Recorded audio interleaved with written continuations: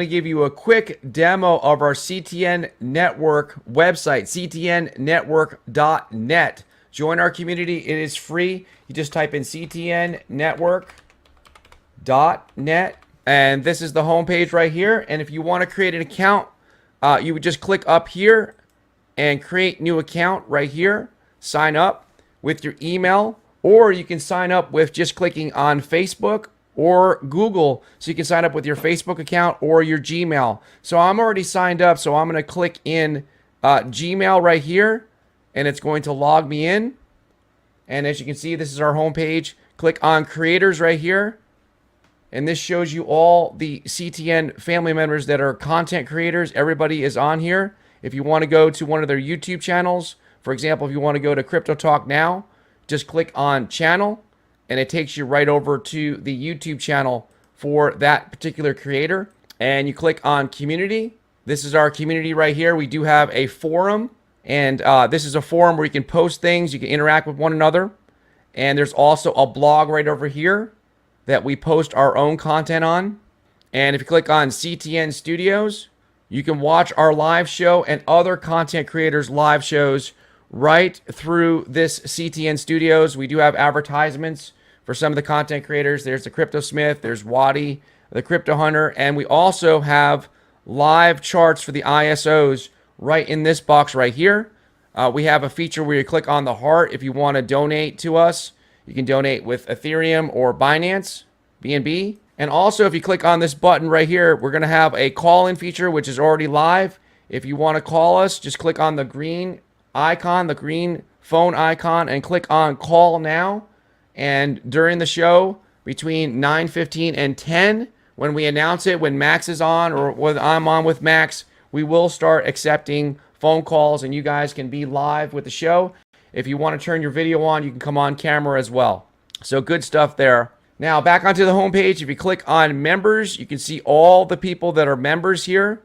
All these people here, like Chaka just signed up, Gills33, Miguel. All these people here are members of our community. So you guys can sign up, and then you can chat with one another. So you can either click over here, message right here. So what I'm going to do, guys, is I'm just going to welcome him. I'll send him a quick message, and then I can click enter or just a little arrow. If you want to message somebody else, you can click on message, or you can go right over here into members chat and go ahead and message them and create a new chat if you want by clicking this little button right here. Now also, if you scroll down here, you can see some of the past videos that our content creators in our content creator family have created. You can go in here and watch some of the recorded videos. They're scrolling down here. Just choose one to watch. And that's it, guys. Thank you for watching this brief demo. Make sure you sign up so you can interact and be part of the community when we are not on the live show.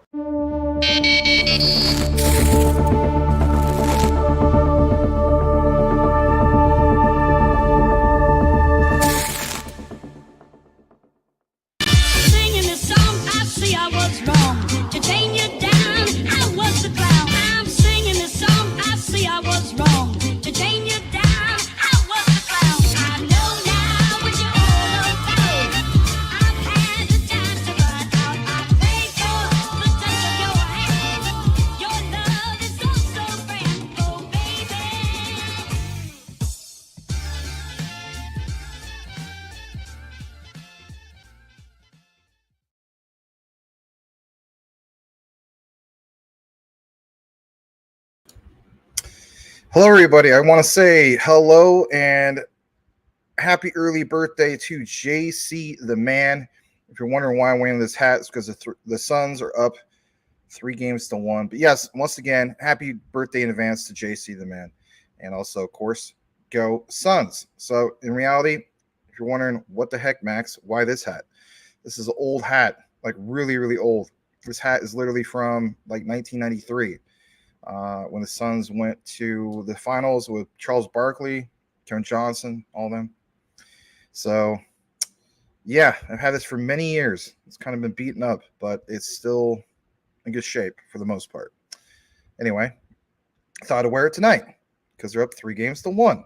So go Suns. All right. We got quite the lineup for you tonight. We're going to get into a real hot topic here in a bit. In regards to Hedera's H-bar. Also on the lineup for tonight is Jasmy in regards to the Q4 lockup. I've been listening to you guys stating that, is there anything there? Is there an update on that? We'll get into all that stuff. So if that's your thing, we got some news in regards to that. And we also have, a lot of other things to talk about. XRP, you name it, XDC, a lot of stuff. So smash that like if you haven't done so already. Thank you so much for joining us here on this wonderful Saturday night. And let's go ahead and start welcoming some people from a wonderful community. All right, let's start things off with Tim Shea, who says, hey, thank you for being here, Mr. Tim Shea. Yep, I saw that, JC. So how about this real quick, man? Let's give him a plug. You can follow JC the Man. He's got a YouTube channel. And if you go to ctnnetwork.net, go to the creators. That's one way of finding it. You click on that. This comes up, takes you to his particular YouTube page. He's up to 107. I'm sure it would make his birthday if he can tick up to 110. And yeah, he has got some new videos, right? Covers all sorts of stuff. So happy birthday in advance again, Josh, aka JC the Man. All right, we'll leave that up there for a bit. And let's go further down. Let's welcome Mr. Din G. He says, yo, 150 push-ups for Mother Russia. Let's go. Oh my goodness, man. He also says, listen, Crypto Hulk video. He's stressing me out in kind of aggressive talk. I was like, my guy, relaxing much. You need to stop drinking so much vodka on the live stream. What you need to do is embrace community like DPG Maximus and stop doing so much of the skit and the bang bang. What you need to realize is we will all get there together, my friend. All right. Ahmed, welcome. Hello, PL. I think I mean people, but welcome, Ahmed. Glad to have you here. Oh, man, this hat is so old school. It's like pushing back on my eyebrows. All right. Top Shelf Crypto's in the house. Welcome. Glad to have you here. Follow Edward Vincent over on Top Shelf Crypto on Rumble. We will show that as well. Let's pull that up real quick. So here's Edward Vincent right next to JC the Man. How about that? Couple man next to man. Here is Edward Vincent's channel on Rumble. Let's go ahead and share that. Boom, there you go. Edward Vincent on Rumble. Doing pretty well over there. Smash that blankety blank like button. Yes, thank you very much, Mr. Ahmed. I also want to welcome. Let's see if the guy in the back says anything. Hold on. Let's welcome Boomer F the Sooner. Huh. Surprising. Hey, when I was your age, I had to walk to school. How you like somebody saying Boomer effing Sooner in your darn ear, you darn little whippersnapper, talking about that crypto going to the moon. I'll take it out to your... Never mind. All right. Brittany's in the house. Thank you for being here, Brittany. I love your ongoing support and so on. You rock. Thank you again. Smash that like, everybody, if you haven't done so already. And let's welcome a few more people. We got Mr. Let's see here. Oh. I'm sorry. Ryan, I'm glad to have you here. And yes, we should be serious about Top Shelf Crypto. Glad to have you here, Rand. I hope you're feeling a lot better, my friend. All right. Marvin Davis says, sup all. Glad to have you here. Coochie Boy. Hey, CTN fan. Good to see you, Coochie Boy. Really good to see you, man. All right. 10-hour stream today. I don't know about that. We'll see what happens with that. All right. So we got Mr. Marvin Davis, obviously Coochie Boy. Brian Dowie's in the house. Says, sup, guys. Yes. Never mind. All right. Buy, then buy more. Good point. I think the market's starting to turn around. We'll get into that in a bit too. I also want to welcome back Mike. Welcome back, man. Max, you will be famous during the coming bull run. I don't know. There's a thin red line when it comes to being famous, right? So if you're end up being too famous, then it's like you don't have privacy. It's the same goes. You can't have your cake and eat it too. But thank you for that. Thank you very much. I appreciate that. And welcome back, Mike. Always appreciate you being here. And I'm glad that this is a place that you can go to where you could get through whatever day you got going on, the good, the bad, the ugly, right? Always appreciate you being here, Mike. All right. Boomer F. Sooner says Vaseline. Sup, Brian? Vaseline? Oh, yeah, that's right. So, Brian, let's have a good show tonight. Hopefully, Max reads all your amazing material. Well, he says, Sup, Marvin. He also says, Sup, Rain. How's the belly, bro? Yeah. All right. And he also says, Boomer, we can only hope. I'm doing pretty good so far. Top Shelf Crypto says, tonight, people are actually questioning if Bitcoin has already found bottom.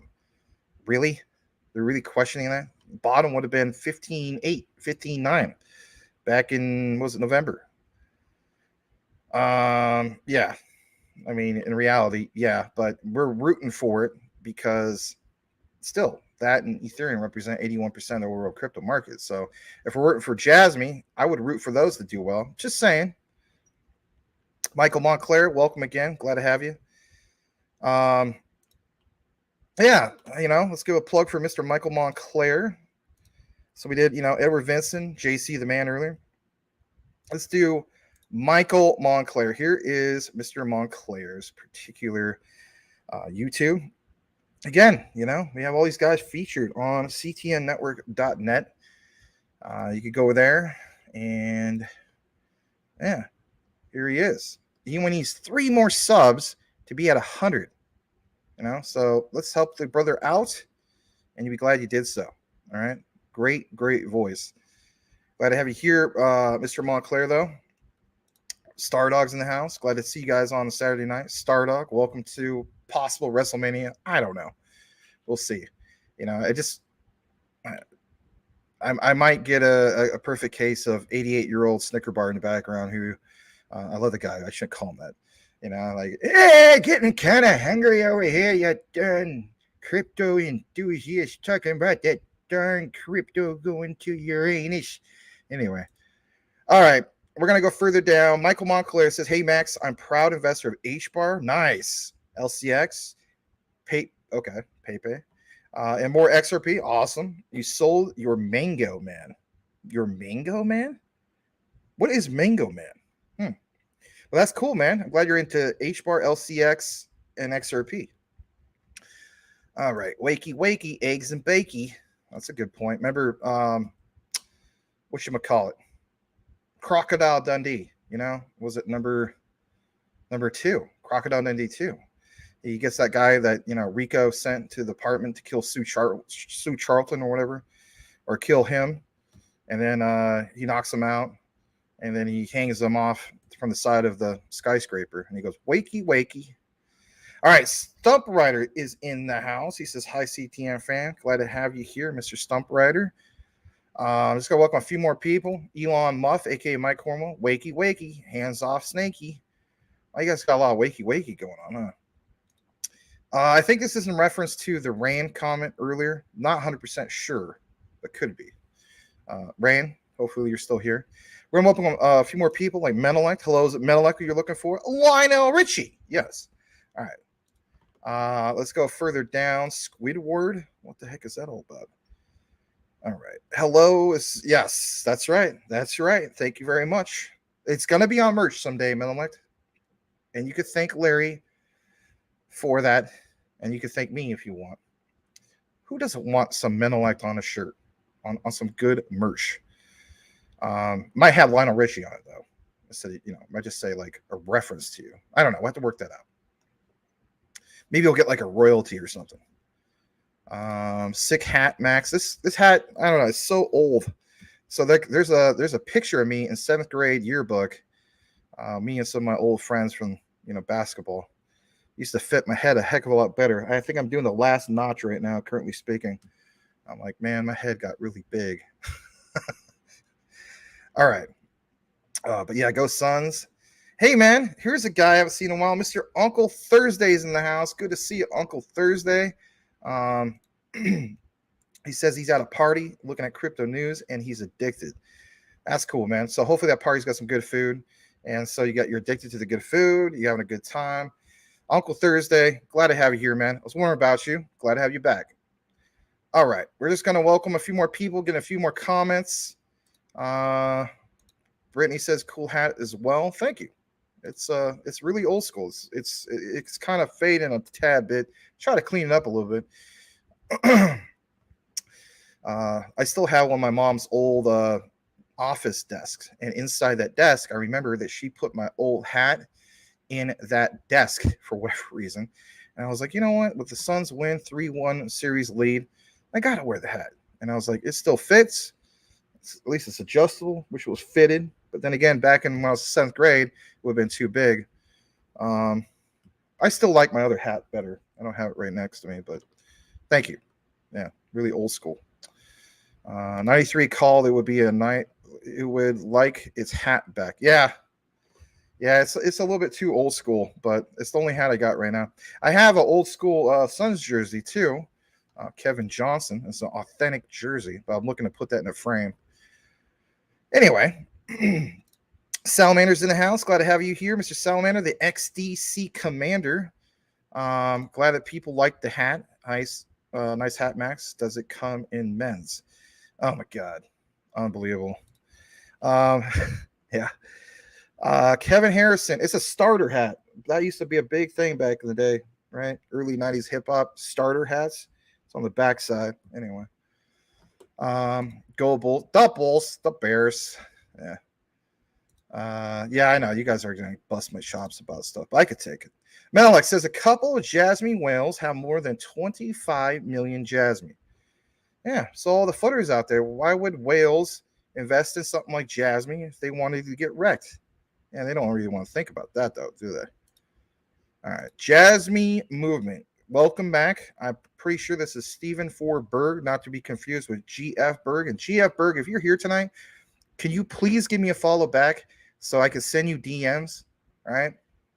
I even sent Tim Shea my ETH address for crying out loud for MetaMask, my friend. But anyway, welcome Stephen 4 Berg, aka the Jasmy movement. Hey, family. Hope we are all doing well tonight. Well, hopefully you're doing well as well. You're very, very welcome. I want to also welcome Mr. Magic Power. He says, hello, guten Tag, Liechtenstein Exchange. Jasmy in the house. You need to send me a Sooner hat.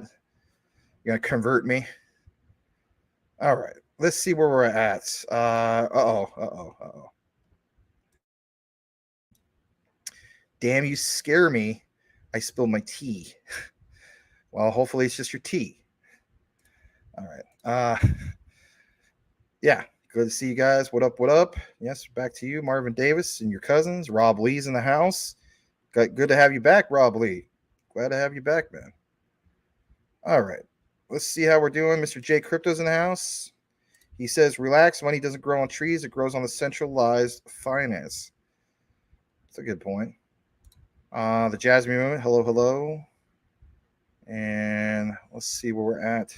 Dimes with the Franklin Delano Roosevelt avatar. He says DCA is the way, Bitcoin, so on and so forth. Yep. Kevin Harrison, welcome. He says, Market Viz token launching soon, has a real utility and much more coming. Thus, but only coming. All right. Thank you very much for being here, Kevin Harrison. Update regarding the whole mudbutt situation. Rain, hope you are feeling better. Fuchsia poop shape, whatever the heck that is. Fuchsia poop shape. What the heck is that? Oh, it must be emoji. Fuchsia. That's strange. All right.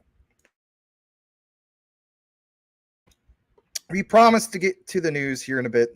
I promise. Jack W, welcome back. Glad to have you back.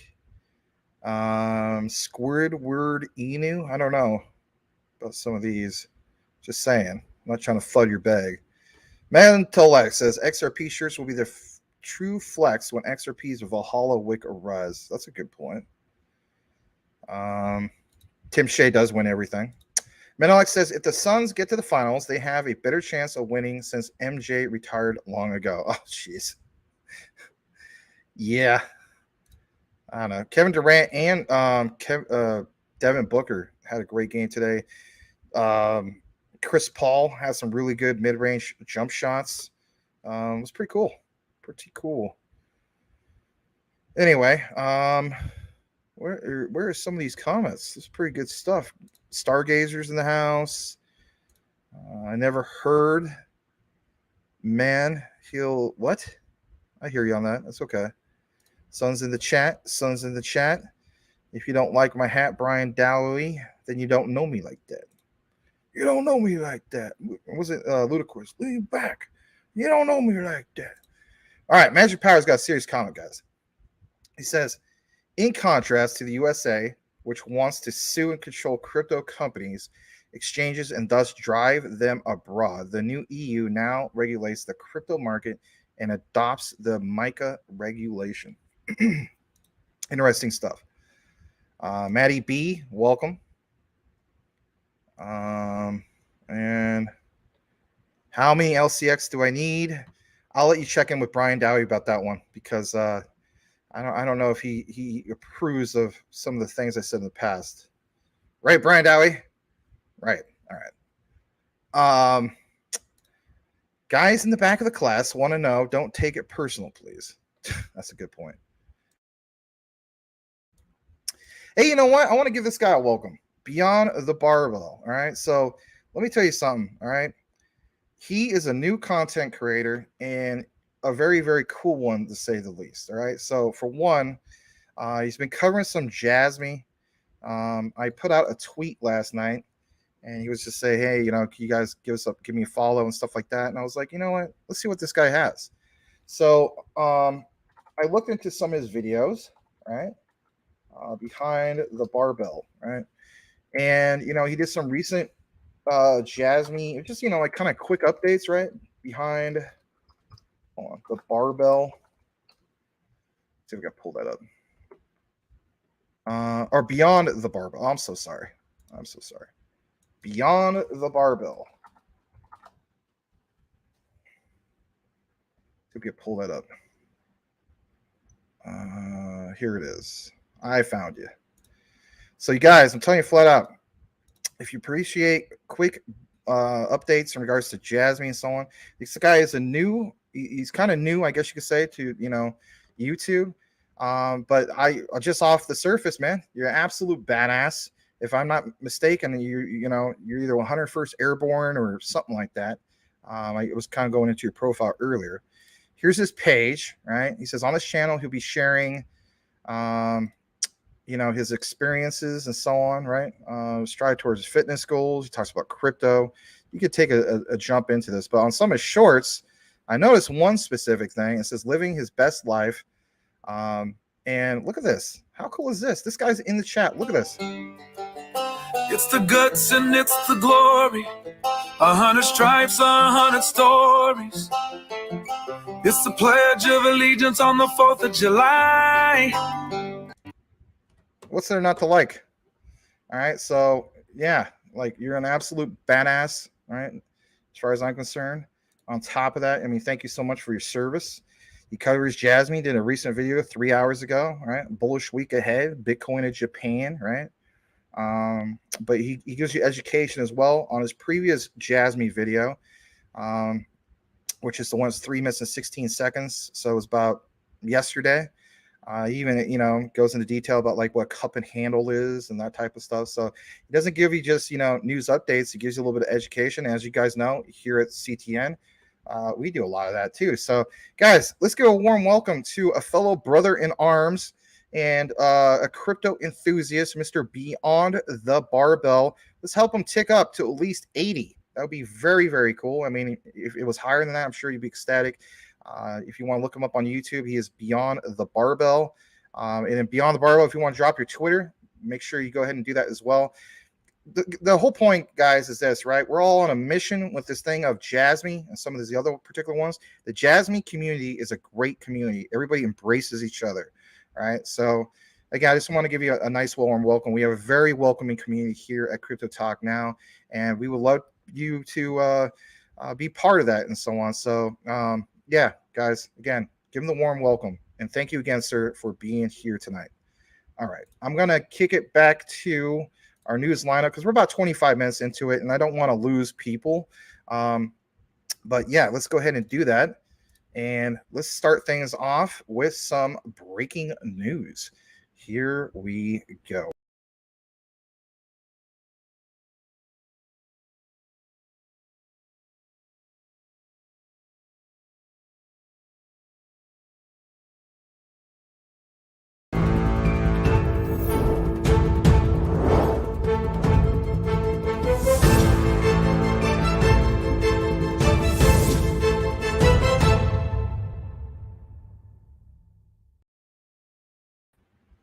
All right, so some breaking news in regards to Hedera's H-bar, and that's going to make our news headlines for tonight. Here it is. Shout out to this particular individual once again. He is H-bar to the moon. Breaking: Hedera's leading wallet hashpack launches an in-app store for NFTs this particular week. So we're going to dive into that for a brief bit. And, I reviewed it earlier, and it says this is a game-changing development, not only for Hedera's ecosystem, guys, but for Web3 in general. Now, last night, we had some breaking news in regards to that particular coupon standard, right? Where we used to talk about ISO 222 and so on, that messaging standard and what coins and tokens are linked to it.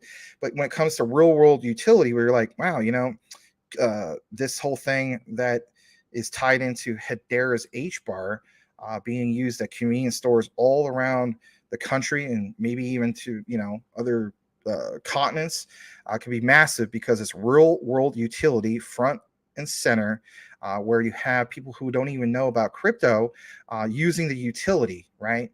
And just like, Mike Cornwell said many months ago, like even last year, you will literally use the utility, like swipe a debit card, things like that, and not even realize it's tied into crypto. That example for coupons was big. So 2 days in a row, real breaking news in regards to Hedera. Let's get more into this. So it says this in-wallet store is going to open up many more possibilities and help take crypto mainstream. So this was basically printed 5 hours ago. Let's take you to this. This comes from Hashpack Wallet. They have about roughly close to 27,000 users. If you're wondering about Hashpack Wallet, we have covered it. It is a leading H-bar wallet, and they also have a gateway for Hedera, decentralized apps, NFTs, you name it, right? And guys, let's face it, probably by the end of this year, dApps, if your project doesn't have some dApps going on, they're really going to be missing out.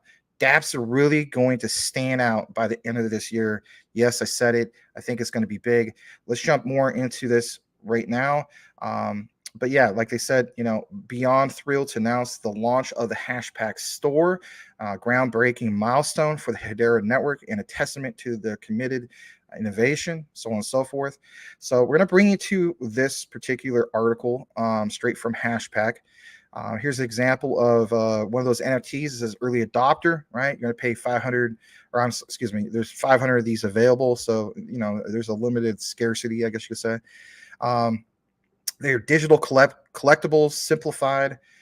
They're actively collaborating with companies, artists, and developers to explore novel ways of integrating these NFTs into their existing strategies and business model. One of their focuses of the Hashpack store is to provide a curated collection of high-quality, utility-driven NFTs that add value to your digital experience. On top of that, Hashpack believes that NFTs have the power to reshape and define the digital landscape. They feel as though that there's so much more to it than just being digital collectibles. They also believe that there's opportunities to, or you're going to unlock a lot of new opportunities, experiences with these specific NFTs. How about this? You can grow your brand with the leading Hedera wallet. Right, so they say that they recognize NFTs can serve as a bridge between digital and physical worlds. We know that, driving innovation, fostering, creating expression, from DeFi to gaming, even, right? They have digital art and virtual reality. They want to make it, seamless and endless, right? So, you know, they have all this stuff about even hiring people, right? But it's a big thing in regards to Hedera, right? This made some big recent news. So I thought I would share that with you guys. And, you know, even this guy here, let me share this tab. He even posted his receipt, apparently. He's a supporter, right? So that's cool stuff to see some of that. And then on top of that, you know, people are kind of going nuts, right? Or maybe hashpack, right? But I don't know. It's just cool stuff. It's just Hedera the last couple of days really been killing it with some of the recent news. So I thought I'd share that with you guys. We're going to jump into our next particular segment here in a second. And let's go ahead and jump into what we have in regards to specifically. It's going to be Jasmy. So smash that like if you haven't done so already. Let's talk about Jasmy for a brief moment, right? So one thing I want to point out was, you know, I've been listening to some of you guys in regards to the topic of, you know, is there something really there for Q4 of, you know, 2023, right? And basically speaking, yes, you know, Jasmy becoming deflationary. You know, some people feel as though, well, that's just a rumor. Where is the original thing on it? So I'm going to give you a whole outline that's going to make more sense, right, when it comes to that. So let's jump into that right now, and let's pull that up. So here it is. And start off with this right here. And this came from Business to Community, right? It's just like it says, you know, the team behind the project have launched an exciting roadmap for 2023. And that roadmap is distinctively like way better than anything we've seen before compared to last year. Last year's roadmap was, I'll be honest, it wasn't that impressive. But 2023 is to the point, so on, right? So what had crypto Twitter buzzing, right, was that traders were enthused by a small leak, I should say, from the Jasmy office, which revealed the Jasmy token lockup period, which would begin at the Q4 of this year, right? And people are like, all right, you know, I see you, Jasmy. Let's get into that. Well, as I got more into it, I was searching around actually for that particular that tweet, right? And I actually stumbled on, you know, the video I put out a couple months ago, right? So it was cool to see people on Reddit obviously retweeting this. Of course, there's somebody that's kind of, you know, objective of some of the things I was sharing. He says, I swear every time they say wait until this month or later this year, the time comes and nothing happens. Same with all these YouTubers, I guess, like myself, enticing you with their titles to keep you giving them views. LOL. All right. So as we jump further down into this, you know, people are saying, is this real? I mean, I can't blame it, right? I mean, at the end of the day, is this really real? So this guy had a great comment. You know, he said, did we watch the same video? At no point did it say anything about unlimited supply. In fact, it said the opposite. Not only is there a limited supply, but they're locking up 75%. Now, for me, I've heard 70%. That's the consistent thing that's been mentioned, right? Which is about 35 billion. And it says, you know, it's not being held by individuals. This means they will likely pull a lot from exchanges, thus making, listen to this, guys, if you're paying attention, not doing too much degen talk in the back row, right? More scarce than 50 billion on the market. And, you know, if you think about it, it don't matter what crypto project you got, you know, is there supply? Is there demand? Is it trending? Well, we have literally all three of these things right now. What have I said in the past when it comes to that? I call that the crypto trifecta, right? That's a winning, you know, a winning formula, if you will, when it comes to your crypto asset, right? Your digital asset. It says now is the time to make your bags large because scarcity drives prices. I would agree with that, along with demand. Again, a little bit more of a reiteration I was talking about. It says the hope is that corporations supply the demand as personal data loggers become more prevalent. I couldn't agree more. Yes, this is from a couple of months ago, but I'm glad to recognize it. So it says the deflationary aspect is literally them removing coins from circulation. And that's why I'm sharing this particular reply, because he's spot on with that statement, right? And of course, this guy, you know, below me says, doesn't deflationary mean the supply gets smaller over time? Inflationary would be basically the opposite. Yeah. All right. So let's jump more into this. So, We also have Manila Will, all right, and he's part of the Jasmy community. He does a really good job when it comes to the breakdown of stats and things like that. Like, if you had to point out one key thing that he points out, it's definitely some statistics that he pulls up. So this was all the way back on March 11th. Again, guys, just pounding this home a little more. This guy, his name is Pie Man. I'm not gonna say it the other way. He said, just imagine what will happen when they lock up 35 billion Jasmy within Q4, right? In reality, it'd probably be the end. When it comes to crypto, I mean, everybody's expecting like the day one of Q4. I don't think that's gonna happen. Maybe at the very end, yeah. So Manila will put out this particular thing and so on, right? Let's jump down to some of these comments, right? So, some people are like, I don't know if it gets locked up by Q4 or they just start to lock it up. This other guy says within and after Q4, we'll eventually have a lockup, basically. Jasmine will climb up. I love this statement from this guy, Adwan. He says it's simple math. The same way adding Jasmine into circulation brought the price down. Removing a big chunk out of circulation will jack the price up. Surely the end of this year should have heavily favor of any person who, like us, right, invested into Jasmy early, so on and so forth, right? So we're going to get further into this. And I just, again, I saw some of these comments, right? So ironically, earlier today, all right, and, I get it, some people are not a big fan of this guy, but that's not the point. The point is this guy, Matthew Perry, has 197,000 followers. Just like him, Your Pop and so on, right? Your Pop is probably like one of the big top dog influencers in Shiba Inu, right? The point is these guys reach a big, broad, massive amount of people, far more than I ever could. I'm not to that point yet, right? But the key thing is this is good, right? We don't want to have, we talk about tribalism. We don't want to have, for instance, tribalism in our, crypto assets.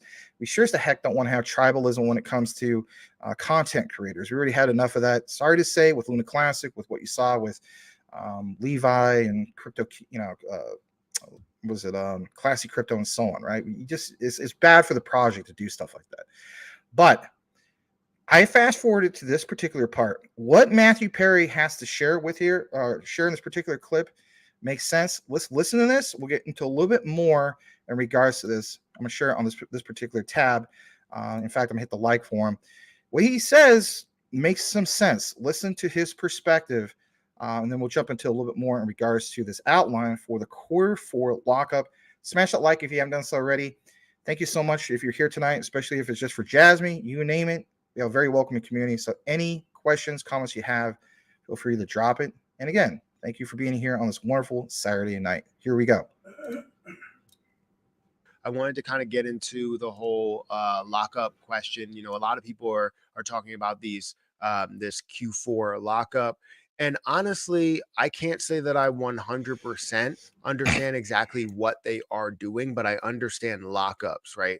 When you do have the ability to lock something up, what the effect of an overall position actually is and what you can expect from it as you are holding right now. So guys, if you could make sure you hit the like button, hit the subscribe button, hit that notification bell for more videos like this one. Also, make sure you check out some of the links down below. It does help out the channel. And if you guys want to follow me on Twitter at Perry8K, you can follow me over there. Don't forget about some of the other links that are in the description as well, for Webull, for Coinbase, for crypto.com, all of those. Feel free to go and check those out. But like I said, Jasmy Coin has been seeing some positivity lately. We've seen this in the range of 70% of a penny, 75% of a penny, or technically 74% of a penny. We've seen this, at today in the last 24 hours, 71.3% of a penny, and then a low of 64% of a penny. And now currently sitting at about 0.006889. It's up about 3.7%, 3.8%. So definitely seeing some positivity, some positive movement, as well as looking at the volume. And you can see that volume spike and what we have seen, a difference in what we have seen before, where now we're seeing close to $100 million in volume, or multiple millions of dollars, right? Tens of millions of dollars in volume on average. And then some days, like I said, are way higher. Now, if you do take a look at the circulating supply, it's currently at 47.5 billion coins, which means that in order to get to the level that we want to of $1, that would be $47.5 billion. Now, some people don't believe that that can get to that point. It really all depends on what's happening with the overall crypto market, right? I believe Jasmy coin can be worth a hell of a lot more. I believe it can be worth multiple billions of dollars. However, you also are looking at the entire crypto market and wondering if that's going to be more of a bullish run, because I don't think it's going to be a top 10 cryptocurrency, but can it be in the top 50 or the top 100? Absolutely. I mean, currently it's ranked at 123. So I do think it can be in the top 100. I do think that it can be in the top, 50. And I'm excited to see where it is right now. And I'm also excited to see the growth based on, the use case. But this all brings up the topic of the Q4 lockup. Now, I've been trying to understand exactly where that Q4 lockup is coming from and why it's going to be locked up. But from what I understand, there's supposed to be 70% that's supposed to be locked up, and that's the number that's floating around. I haven't seen that from their roadmap. I've seen different pieces that are here and there, but I haven't seen an actual number. All right. Well, Matthew Perry, I'll help you out with that because if anything, I do take some deeper dives, maybe dive deeper than most. I don't know. I will toot my horn a little bit on that particular one. So he's talking about you can't find it. Let's jump into some of that, right? You probably wondering where did this come from originally? And that would be a great question. I'd be thinking the same thing too if I was watching this as well, right? I mean, that's just a natural reaction, right? And nobody would, fault you for it. So here it is. And believe it or not, it comes from the same guy who did the WITS leak. Yeah, no kidding, right? So here it is. And shout out to him once again, Dip Metaverse. Again, the guy who dropped that leak with the whole thing of Jasmy personal data locker written on that particular window. Remember what we saw before? Same guy. So it's just like, oh, okay, this makes sense. He dropped the bombshell before. Yeah, all right, I'm with you. I'm with you too. He says, if anyone wasn't sure, we know that the lockup period begins fourth quarter 2023 for the Jasmy ecosystem. Danny, who you're going to see here in a second, works with Hara. Hara obviously is the big wig, right? The CFO of Jasmy. All right. Let's blow this up for you guys. And this was printed originally on February 6, 2023. So, for you guys have been saying for the last couple of weeks now, Max, can you look more into this?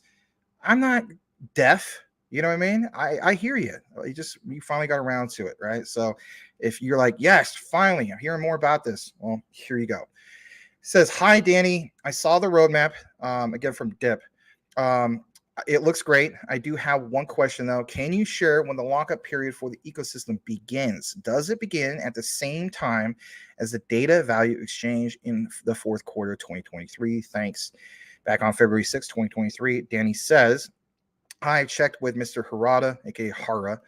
Currently, Jasmy is planning to start the lockup period for the ecosystem in fourth quarter 2023. And again, it's that's that particular range. But for everybody, it's like, is this just speculative? Was there something official? You literally have somebody who's part of that particular team with Jasmy, who has connections to Hara. And you know what?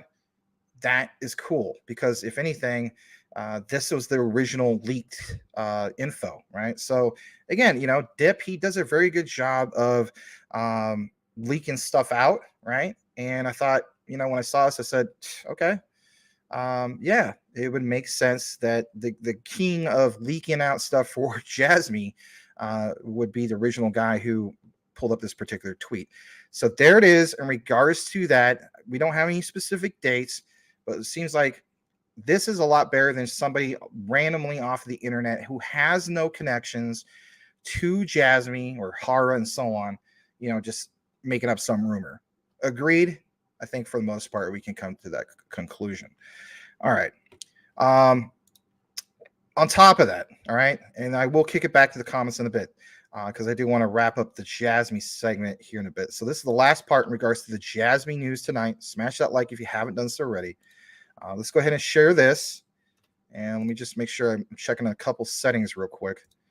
So I'm going to jump back in the frame on this particular one.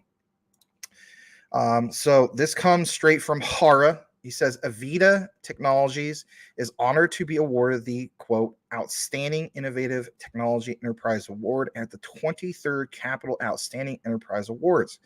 This was literally posted yesterday, right? Here's some of the award details. We'll get into that. And, you know, this is pretty big, right? So let's take a look at some of these pictures real quick. You know, you see some of these guys, right? You know, not too shabby, right? I mean, nothing to bat an eye at. Cool stuff. Okay. All right. So we're going to jump to this particular link that we have. And let's see where we're at. Give me a second. So this is a little bit of this from, I guess, Facebook. I'm not a big fan of Facebook. I don't really use it much anymore. A lot of this, of course, is in, I don't know. I don't know for sure if this is Japanese. It could be in Mandarin or something like that. But here is the whole thing from, you know, CEO entrepreneur, right? There's Avita Technologies, right? So that's cool stuff. And then I think this other page is just a reiteration of that. So I'm not going to actually pull that up. So there's your original source, all right? Give me a second. Jump back to this. And then we're going to have some more details from Hara. He says to provide digital security for IoT, right? Basically what Jasmy does, devices and solutions and offer innovative business services. They will soon launch the Avita blockchain PC, which is blockchain applications ready, right? And I agree. Some of the comments like, you know, fire, we melt faces. I mean, we heard about this whole thing about, it's one thing about, you know, Jasmy and the personal data locker. There's another thing to actually have literally physical hardware, right? You know, literally blockchain PCs, right? So you can understand that particular connection. So some of the communities respond to it, you know, amazing Hara. Let us see Jasmy partners mention Jasmy publicly. This will definitely increase confidence. Some of them do, some don't. What people need to understand, guys, for all of those people that are complaining about this is when it comes to NDAs, it's just that non-disclosure agreement. You might not be able to just come out and just say some of those particular things. And of course, there's some FUDders, right? There's always some FUD when it comes to Jasmy. But you know what? The way I look at it is this is big. You know, you got to keep in mind, Hara just came back from, you know, the Hong Kong event, Amazon Web Service and so on. Just literally almost every other day now, we're seeing more and more information when it comes to Jasmy. That proves to me it's a solid project with one of the most, you know, one of the best risk to reward ratios out there. And another consistent thing that we see is a lot of people that like are invested into like XRP and so on. They're also invested into Jasmy. Why? Well, there's a common trend when it comes to a nice, you know, risk to reward ratio, right? So it is what it is. That's the most recent Jasmy update. Thought I'd give it to you guys. Please smash that like button if you haven't done so already. The next segment we'll get into is Quant and a little bit, of course, XRP, XLM, XDC. Got quite a bit to get into. Let's jump back to the comments. So let's see here. We got a little bit more comments, obviously. Thank you, Larry, for saying smash that like button. Appreciate it. Let's see. Maddie B says where they walk is a lot of perverts. I don't know what happened earlier. That's all right. You already smashed that like. Thank you for that.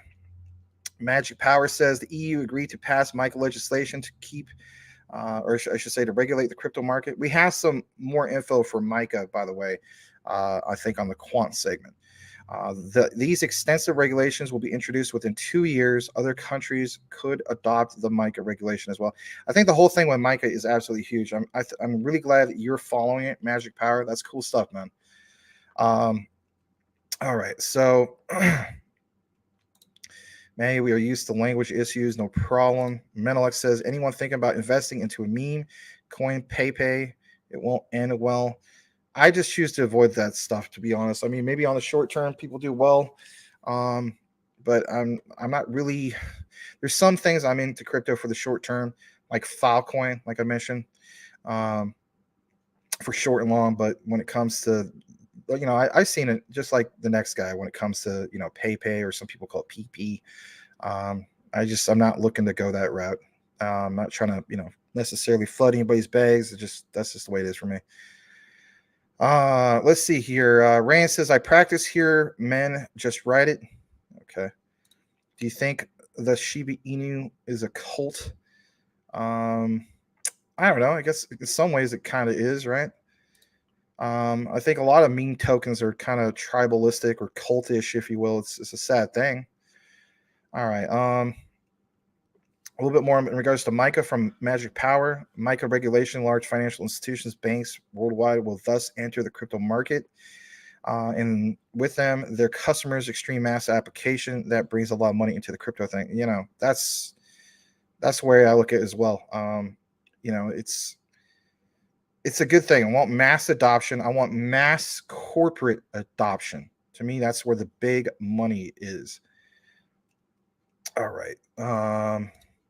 Well, that's good. I'm kind of divisive on, I don't know, man. Like maybe I go 75% on a sell, or at least 50%. We'll have to see how it goes in regards to that. Or I might just sell it all and get back into it, when things, I don't know. We'll see. It's going to be a different type of scenario in the future. When we get a real utility run, let's face it. AZ Kirk, welcome. He says, yo, Phoenix in the house. I'm on the north side, dude. Well, me too, man. I'm on the Glendale Phoenix border. So shout out to you, and go Suns, right? Let's welcome AZ Kirk. Glad to have you here, man. Usually don't wear this hat. This is an old school hat from the 90s, early 90s. I'm just wearing here. Hat from 7th grade. Barely fits me, but anyway. Yeah, right back at you, Mr. Brian Dowie.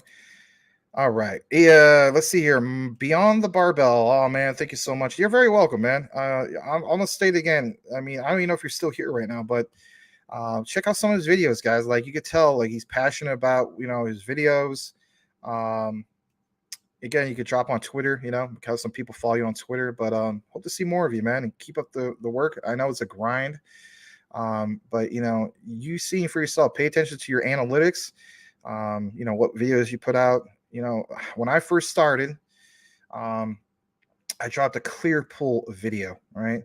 And I think it took roughly maybe 2 or 3 days. And then I finally saw one person subscribe to me. And I said to myself, you know what, if I was able to reach one person, and the guy made a comment. Ironically, he doesn't comment anymore. I don't know what happened to that guy. He's a kind of older guy. But I said to myself, this guy had a really great compliment. He appreciated the coverage. And I said, if I was able to reach one person, I'm going to stick this thing out. Because at the time, I think I was like, I don't know. I think I'm going to quit. I'm not getting much views, blah, blah, blah. That's all it starts. It just starts with a few. And then next thing you know, the next day, that one sub became like 4. And then by the end of the week, it became like 40. And I was like, holy crap. I guess some people do appreciate this content on Clearpool.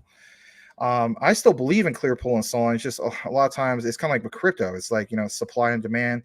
I would love to still cover Clearpool, but it's just there's only so much time in a day. I don't know. Maybe I'll start covering it again at some point. But just to give you guys a heads up on what that project is, it is basically the tokenization of DeFi lending. Anyway, but I was always really impressed with that project. In 2.5 weeks, it went from like 40 cents to like almost $2.50, right? And of course, different marketing conditions. But anyway, long story short, man, just keep grinding it out. And if you're passionate, which I believe that you are when it comes to crypto, you're gonna be fine. But it is dedication, and sometimes you don't want to, talk about certain things and so on. But it's just that you just got to keep plugging away. And when the bull market comes, your channel will also experience a bull market as well, especially if you did a good job covering a certain some people say niche.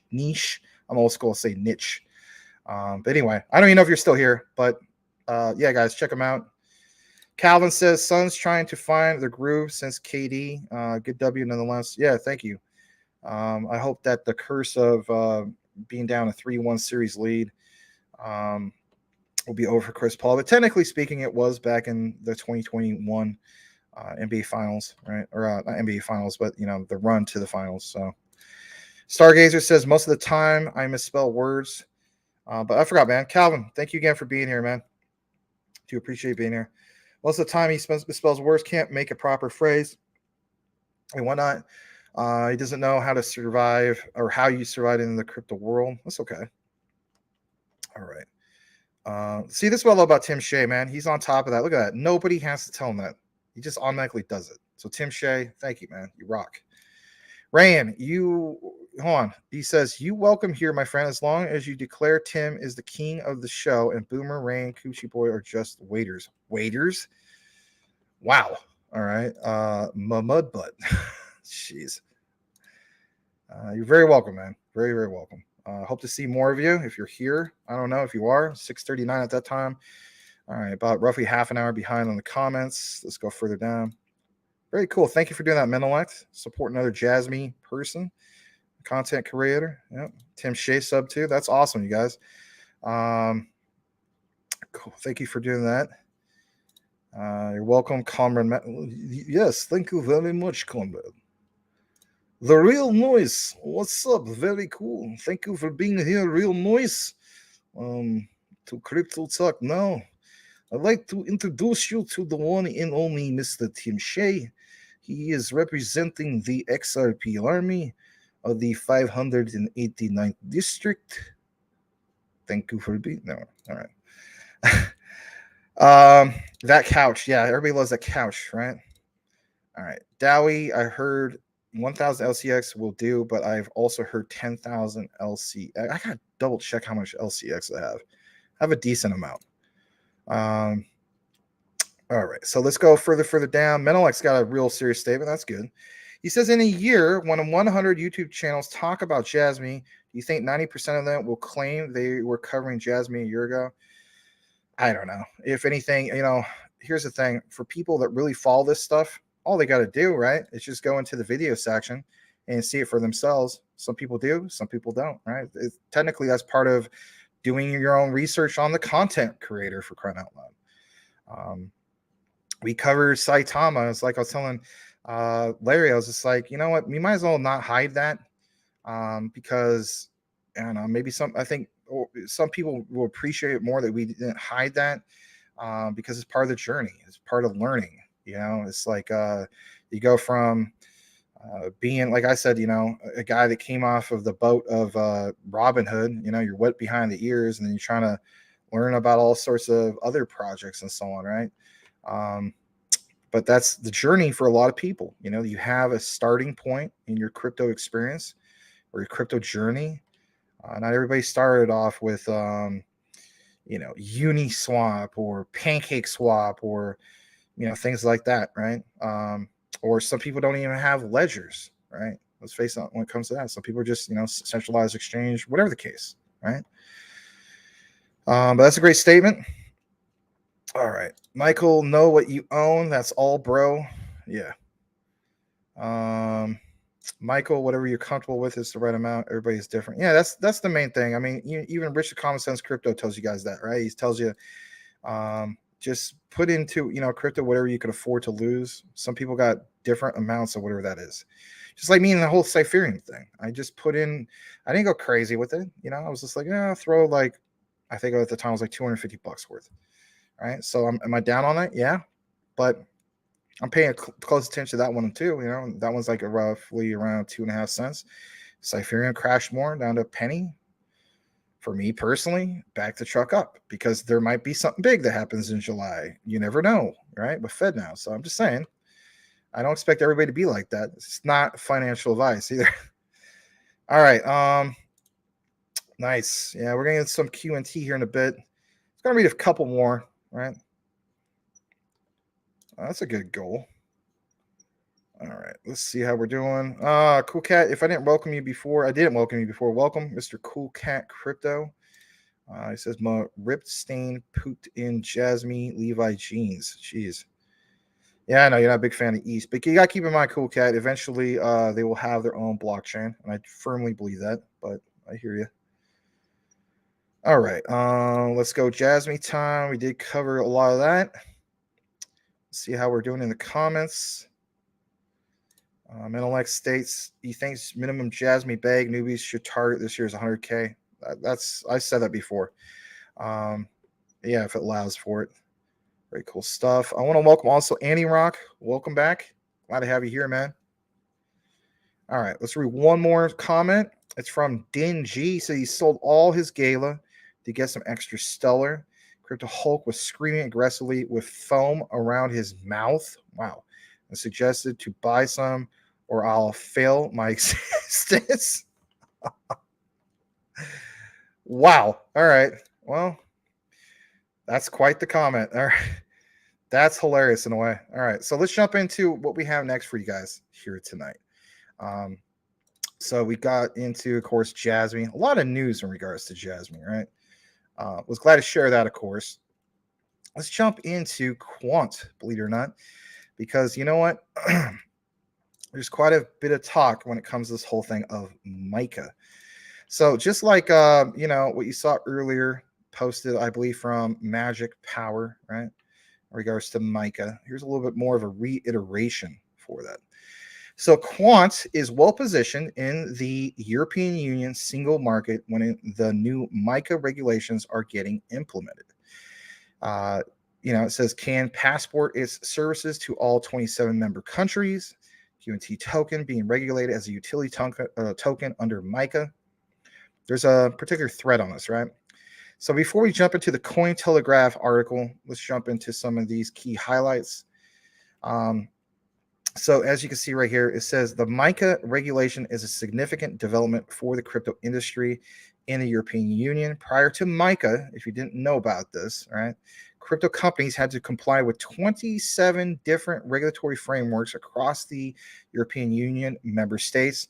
For example, with Germany or France being costly and burdensome, for example. But under Mica, European Union-wide regulations will apply, allowing companies to operate throughout the entire European Union crypto market with a Mica license granted in one country. Now, this next part isn't highlighted, but I want to mention this too. This will increase the competitiveness of European Union startups and may result in them gaining market share from unregulated competitors. Another key thing I also want to mention is with all this thing going on with Mica, I know that the focus here is on QNT, but look out, for instance, for like projects like LCX Liechtenstein, right? With them being regulatory compliant, like all the way, literally on everything I could think of, that will attract more projects to partner with them. I just think it's a win-win when it comes to that. Heck, even there's been rumors when it comes to Brian Armstrong, right? Is, you know, they're going to take, for instance, possibly Coinbase to Liechtenstein. Me personally, I just feel like don't be surprised if you see that in the future. Don't look at like, there's no way that's not going to happen. That's just an LCX exclusive thing. Yeah, you also got to keep in mind they have a solid partnership as we speak, and that would further solidify it. And boy, oh boy, a LCX Coinbase, teamed up in the same country, right? I think it'd be huge.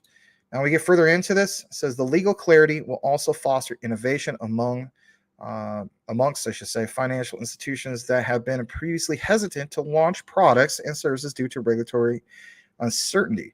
Again, guys, I mean, everything that we talked about this last week, if, the week before last, if the main topic for the week was, or outline, I should say, was data, right? With Jasmy and Nexera and, a few other ones, Energy Web Token, you name it, a little bit of DAG. This week's main topic in Saturday's weekend review, right, is just that, And that basically is regulatory framework, right? Or the path forward for that. Additionally, MiCA is the first comprehensive regulatory framework for crypto assets from a major jurisdiction in the world. It's likely to attract considerable foreign capital and talent to the region. Again, think about the region, right? You know, those particular European countries. All right, how about this thing in regards to a utility token? A utility token, if you didn't know, within the meaning of the MiCA regulation, is a crypto value that is intended to provide digital access to a good or service that is available via distributed ledger technology and is only accepted by the issuer of that token. And here's a reference, of course, to that article of the MiCA regulation. If you're going to nerd it out, you're welcome to do so. Consequently, they fulfill non-financial purposes in connection with the operation of a digital platform and digital services. All right, just a little bit more. Here's our official response from way back, right? Well, it actually gives you, I should say response. It gives you some of what is shared here from Gilbert Verdian, right? So it says EU blockchain observatory and forum member was Gilbert Verdian. He was on the Blockchain Policy and Framework Conditions Working Group, European Commission, from May 2018 to May 2021.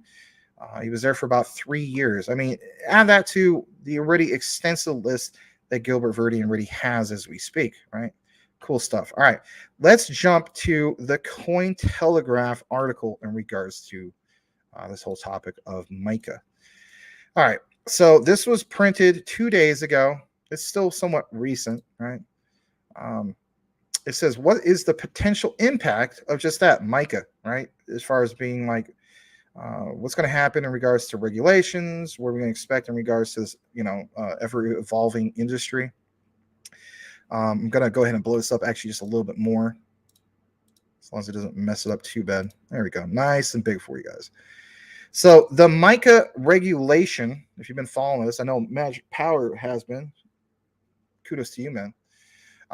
It says a significant development for the crypto industry, right? We know some about this, about the 27 member countries, all right? But like it says, under MiCA, EU-wide regulations will apply. This is going to allow companies to operate throughout the entire European Union crypto market with a MiCA license granted in one country. This will increase the competitiveness for EU startups.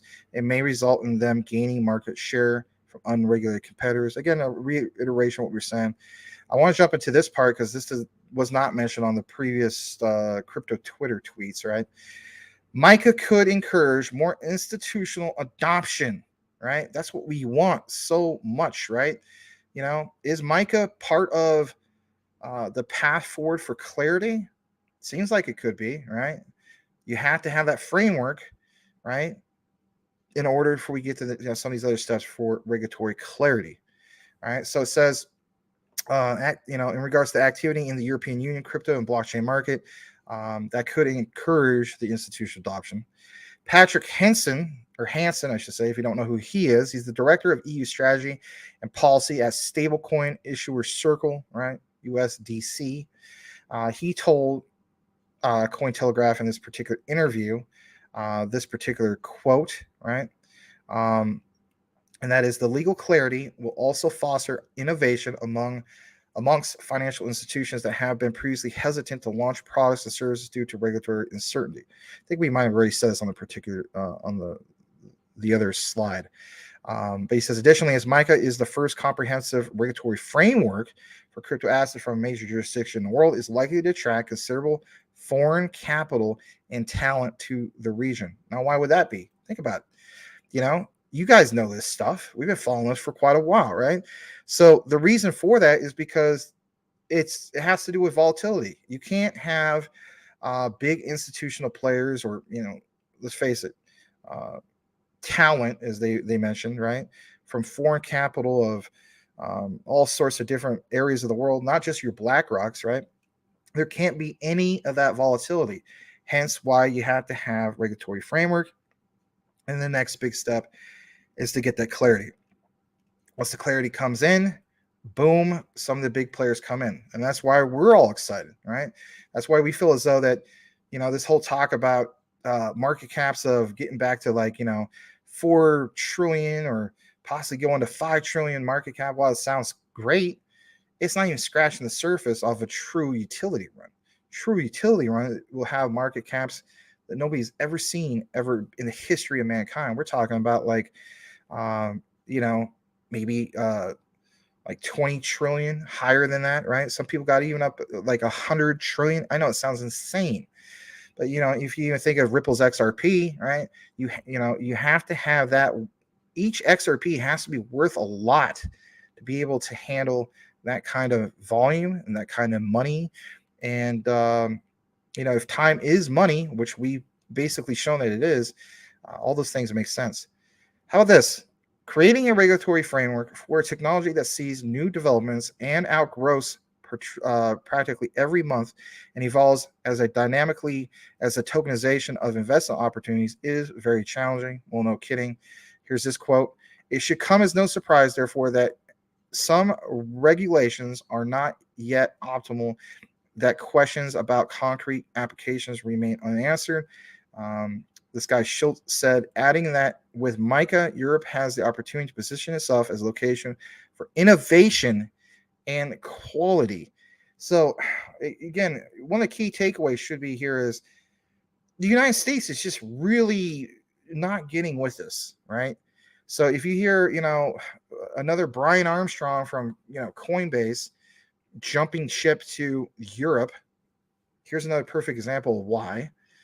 You heard Denell Dixon in that Bloomberg video segment from a few days ago, and so on, talk about the fast track for some of this stuff to happen. And how about this, right? We were just on talking about Jasmy earlier. So Japan is the Web3 white paper for embracing Web3 innovation, distributed ledger technologies, giving tax incentives for businesses both big and small, right? You don't have anything like that here in the United States. So that's the narrative. We always talk about some of the narrative. That is the narrative. How about this? Before we kick it into back in the comments in a bit, unregulated companies out of the EU crypto market, right? We kind of touched basis on some of this earlier. So this guy, Peter Groskopf, is the co-founder of decentralized finance project Unstoppable Finance. He was convinced that MiCA will benefit the EU crypto and blockchain market. He said first companies from the outside of Europe will have to register with a company in the EU. So there's a direct impact on job creation and tax payments. Second, many jurisdictions take an overly strict approach to regulating crypto. Very true. For instance, like we were talking about earlier, the United States. Here's one in regards to a U.S. example.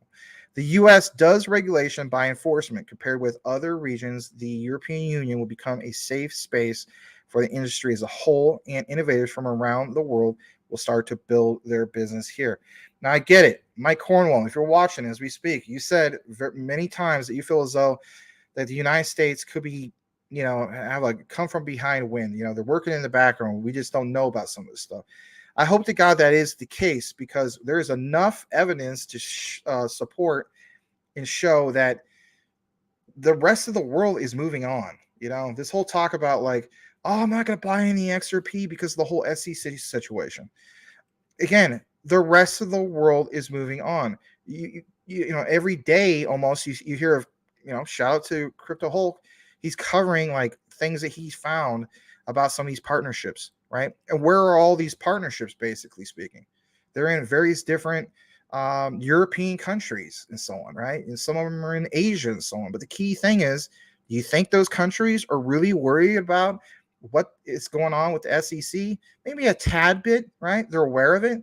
But in reality, the key takeaway here is those countries will move on. They want to embrace innovation, and they're tired, if anything, of, I guess you could say, waiting around for the U.S. The waiting around for the U.S., we're going to get left in the dust. I think we're already getting left in the dust as far as this whole thing of blockchain, distributed ledger technologies, you name it, right? It sucks to see this. Last but not least, I'm going to read this real quick. According to the German politician and European Union Parliament rapporteur for MiCA, the European crypto asset industry has regulatory clarity that the United States doesn't, again, a reiteration of what I'm saying, and would be wise for U.S. lawmakers to take a cue from MiCA. And here is the quote. For me, the biggest advantage is that we create trust, which is a crucial booster, especially for young technologies like blockchain. I expect regulation to become a standard or global standard setter over time. A global MiCA would be desirable at some point. And of course, there's a real deep dive in regards to all this. If you want it, I'm gonna drop it in the comments for you guys. And here it is. If you want to take more of your, nerd it out and so on, you're more than welcome to do so. But that's my take away from it. Glad to see that some of you guys are paying attention to this. Shout out to you, Magic Power. Everybody else is paying attention to what's going on in the world when it comes to this whole MiCA thing. Obviously, Crypto Hulk is talking about it. It's a big thing, right? It's the path forward to get that clarity. So, at the end of the day, it's just kind of like in layman's terms, right? You have to have some kind of framework, to lay down a foundation, right? So we'll pay more attention to it. And I don't know, is it going to get drawn out? I don't know. I don't think that's the case. There's so much, whether it's Gilbert Verdian of the Digital Pound Foundation, or obviously he's with Quant, or whether it's some of these other particular projects. There was so much that was outlined last week in regards to all of this. So I'm paying attention. Hopefully you guys are as well. I know you are. All right, let's jump back into the comments. Thank you again to everybody who's here. And let's see. Maddie B says 22 Mara. Damn it. They have to say that maybe. I don't know. I guess I'm reading some conversation you guys are having. I want to welcome Mr. Shaman Said of the Lazy Shaman Show. You guys can give them a follow as well. Let's go further down. You guys are having some good conversations. All right. Let's see where we're at. Here's one from Din G. He states, imagine spending $35K for Jasmy when it was early and fall that low. Excuse me. To just recover his losses is already amazing. All right. Michael Montclair, I feel blessed because I got into Jasmy early, so cheap still. Yeah, I mean, I look at it as a blessing as well. I don't know. I have new goals for myself personally. I'm not telling what you guys what to do. But yeah, I would like to set a new goal for, a lot more than what I have. Maybe I shouldn't mention what that is, but maybe I already did. I don't know. All right. Brian Dowie says Levi and M. Perry. Let me see how far behind I am. About roughly 37 minutes. All right. Levi and Matthew Perry just jump on what's hot and don't know what they're talking about. That's my 2 cents. Could very well be the case. I mean, but the thing is this, right? So I can kind of agree with you on that. I don't know if Levi is covering Jasmy. Maybe he is. I don't know. But let's face it, like your pop is covering as well. Could very well be the case. I just want to, maybe get more views. I don't know. But my point is they do reach a lot larger base of people than I do. That's a win for the project. Any way you want to look at it, whether you guys like those guys or not, they do reach a bigger base. And so to a sense, let's be honest, guys, that's FOMO money, right? You have a certain amount of people. I just be honest about it, right? They will FOMO into those projects, or I should say FOMO, ape into those projects. The definition of aping into a project is basically not doing any research at all and just buying it because, maybe you like the way the logo looks, or, oh, I heard this is the Bitcoin in Japan or whatever, right? That's aping into a project. Never ape into a project, but in reality, people will do that just because, hey, Matthew Perry's covering this, or your pop is covering this, or the next guy's covering this. That is a fact. All I can say is, for us who got in early and so on, I'm not complaining about it. I mean, there will be more FOMO money. There's so many different milestones when it comes to FOMO money. If you experienced a bull market in the past, right? Shout out to anybody that's experienced it, and even the ones that haven't. It's all right. So you've seen this for yourself, that's why it's so important to pay attention to milestones. So when we get to a penny, there's going to be a big wave of FOMO money. Pay attention on the chart, what you see on volume, right?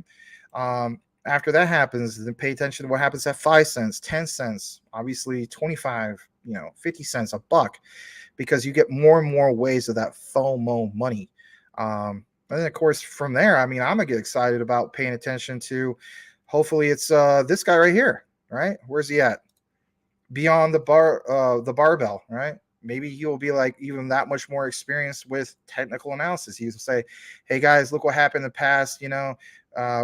Jasmy was at 50 cents. And look at where Jasmy was at 50 cents back when this thing had a small circulation. Look where it went at $4.50. I'm talking about back in like 2021, roughly, right? Here's where we're at now. There's some trend, all that stuff, right? Have a few people that nail it when it comes to technical analysis. You can draw your own conclusions, but at the end of the day, it doesn't matter what project it is, whether it's Bitcoin, Ethereum, Jasmy, you name it, FOMO money, there's a lot of it, just like that classic meme of the guy standing at the ticket booth, right? Not many there, maybe for Jasmy at, under 0.006, right? Not many at all, right? But let's face it, there might be millions of people in line when it's at $1, right? Because of that FOMO money. Anyway. All right. So Somo Fuzz says no $1 billion market cap for Pepe. Game over. I don't see that either, my friend. Glad to have you here, Mr. Somo Fud. Shout to your team. I think they can hang in there. That's a good series, man. Knicks and Cavs. All right. Elon Musk says Levi is the biggest piece of ish in crypto. Yeah, I know how you feel about him. All right. Agreed. He's a scam. Yeah, there's a lot of people who are pretty mad at him. All right. Brian Howie says Matthew Perry said he was all in on XRP in his thumbnail. Then he says he bought 500 XRP. I don't know, man. I don't know. I know. It seems kind of what the heck, right? Brian Howie and Muff, I've been saying that for over forever now. Interesting. Big spender. Yeah. All right. Din G, he says most of these crypto guys, wild speculations, BS half-true facts for views. The crypto can fall to zero and they still make money from coaching sponsors and donations. They don't care. All I got to say is this, like I was telling Larry, right? Hold on a second. Let me highlight that. So like I was telling Larry, he was saying, I think he was on the show. He was like says something like, Max, you're a rising star. I don't let that stuff go to my head. But my thing is, like I also was telling Mike Cornwell, at the end of the day, I am an investor, So, as much as it's cool to have this YouTube platform and whatever else we got going on with Twitter and all these other things, that's just a small drop in the bucket. I mean, we make a little bit of money, right? But it's nothing really significant. In reality, as a content creator, I think you make decent money probably when you hit around like say 22 to 25,000 like active following, and it also just depends on like who's really following you. But anyway, at the end of the day, I'm into this for just as much as what you guys are into, right? I'm paying attention to that generational wealth and so on. I'm taking the time to research some of these things and so on.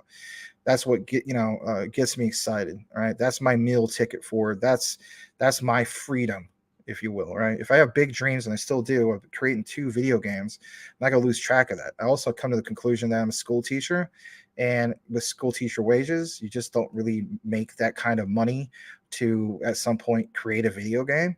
So I have to have something that's going to be solid in order to get that done. Crypto is my meal ticket to get that done, and I had a taste of it, of course, back in 2021. You guys know the story, 10K to 120K, but no, I mean, even if I said, you know what, after taxes, oh, this is enough to make a game. Heck no, it's not enough to make a game. So my thing is, man, I have to, there might be a couple ones I do marry, whether it's XRP or Quant and so on. But the other ones that are solid utility projects, right? You better believe I'm taking profits off a lot of those. Audio, I hold. For instance, the graph, you name it. Some of you guys too. So, I mean, we all have different ways of how we're going about this and so on. But the key thing is have a plan of what you're going to do. Don't have, maybe I'm speaking to the choir here because you guys already know about this, but I'm sure some new people, right? You got to have some kind of plan for an exit game at some point, you know, and what is that? And how about this, right? I hope to God I don't hear of any of this, but I'm sure there's a few people. So, you know, we have backup seed phrases and so on. So with that said, I want to show you guys something really cool. And we haven't featured Maria Anderson here in a long time. We have to give her an invite back. She came out with a video, I think it was about a week ago or so, about a particular seed backup. It's actually a physical one, right? It's so much better. And I was thinking about buying this. It's so much better than just write on a notebook. Because what if somebody accidentally spills something, or I don't know, there's a fire in your house or whatever. I don't know. I want to show you guys this. Shout out to Maria. Maybe you've seen it, maybe you haven't, but she did do a video on this a few days ago. Let me see if I could pull this up. Yep, it's called X-Sure Unboxing the Coolest Crypto Device, I think is the one. Or wait, that's not it. That's not it. Hold on a second. I'm definitely gonna pull this up. I'm gonna go to the search on this one real quick. Type in seed. Yep, I got it. So let's go ahead and share this real quick. This is good stuff, guys. So give Maria Anderson a follow. She is part of the CTN network family. Great content creator. We'll have to invite her back on the show. It's been a while. All right, so about 9 days ago, she had this video, doing pretty decent on the videos, views. It's called Safely Store Your Crypto Seed Phrase. It's about 5.5 minutes. It's a good video. I was actually thinking, like, you know what, this makes sense, because you know what, we're always talking about our ledgers and stuff like that, right? Not your keys, not your crypto. But what about the whole thing with the seed phrase, right? Like, you just never know what could happen. Like, you can actually spill something, or I don't know, just something crazy, right? I'm going to play this, and then we'll be back. Hey guys, my name is... We'll be back in just a minute. Smash that like. This is something new that you maybe have never been aware of. Shout out to Maria Anderson. Again, guys, give her a follow. She's about 7.24K. She's at Maria Anderson Crypto. 3 words, Maria space Anderson space crypto. All right, here we go. Hey guys, my name is Maria Anderson, and we talk about crypto on this channel. So if you love making money with crypto, and also if you love getting some crypto tips, make sure you're subscribed. So today we have an unboxing video, and nope, it's not a crypto hardware wallet, it's something different, but I'm sure every crypto investor needs this thing. So if you are a crypto investor, you might already have a crypto hardware wallet, right? And where do you guys keep your seed phrase? Just on a piece of paper? It's not really safe. What if something happens with this piece of paper? You will lose all your crypto and you will lose all your funds. That's why, guys, I'm personally using Seed Phrase Keeper made of steel, and today I will show you how it works. So here it is, guys. As you see, liable Seed Phrase Steel. This device is a Seed Phrase Keeper made by liable company, and let's check out the details before we will unbox it. So liable Seed Phrase Steel is a solid and strong metal used to store the important 12, 15, 18, 21 or 24 word seed phrase, and make sure your wallet's backup lasts forever. Like actually forever, guys, because it's made of steel, nothing will happen with it. And guys, if you don't know what is seed phrase, it's a set of words that backs up your cryptocurrency wallet account. You can use seed phrase to recover your existing account easily on another wallet. So the main thing, guys, when you create your crypto wallet, keep your seed phrase safe, okay? So instead of keeping your seed phrase on a piece of paper, which is not safe at all, I really recommend you to get this one. It's not expensive, but your crypto will be safe and secure. Okay, let's unbox it now, and I will show you how to set it up. So what do we have in this box? Let's check it out, guys. We have a quick instruction how to use it. Follow the diagram to set up the seed phrase in your liable seed phrase steel. Insert the first 4 letters of the seed phrase in sequence. Letter blocks are included in the bottom layer of the package. We're gonna check them out, guys, in a couple of seconds. Each slot of the seed phrase still can hold 4 letters per BIP39 word.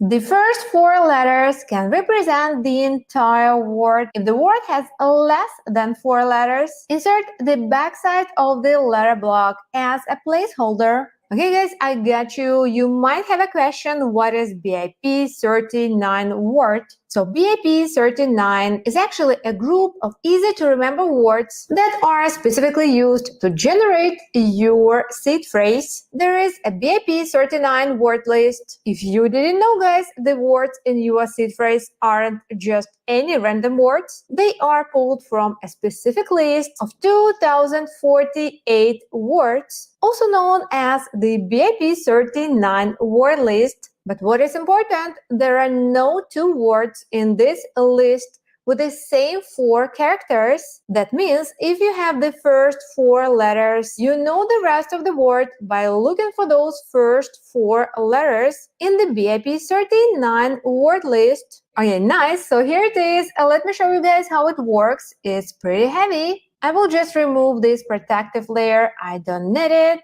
Made of real steel. I like it. Very safe. So yeah, check it out guys. As you can see, you can put here your 12 words if you are using MetaMask, for example, or you can also put your 21 word. So yeah, looks pretty nice. This size is not too big. My hand is small, by the way. But let's see what else we have in this box. Wow, check it out, guys. Here are all the letters that you will need to fill your seed phrase keeper with your seed phrase. Just remove this protective layer. Then we have also a small screwdriver and screws in the box. So you should use this small screwdriver to open your seed phrase keeper like this. It's pretty easy guys, I'm sure you can do it. And here you see guys, you have a slots for every word. Then what you should do is to get those letters and fill up your slots. You see, I'm just choosing random letters now just to show you how it works. Perfectly, I like it. You see guys? Then of course you will fill out all the slots step by step using just the first 4 letters of every word from your seed phrase, and then just close your seed phrase keeper using the same screwdriver and screws. That's obvious, right? So that's how your seed phrase will be completely safe. And also guys, what I love about this seed phrase keeper, do you see this small hole here? So you can use a small lock, the same kind of locks that you can use on your suitcases, and you can lock this seed phrase keeper to get an extra layer of security. Isn't it cool? So guys, definitely go check it out if you want your crypto to be safe and secure. I will leave you a link in the first pinned comment where you can buy this seed phrase keeper, and I'm sure you will say me thank you in the future. And that's all for today guys. I hope you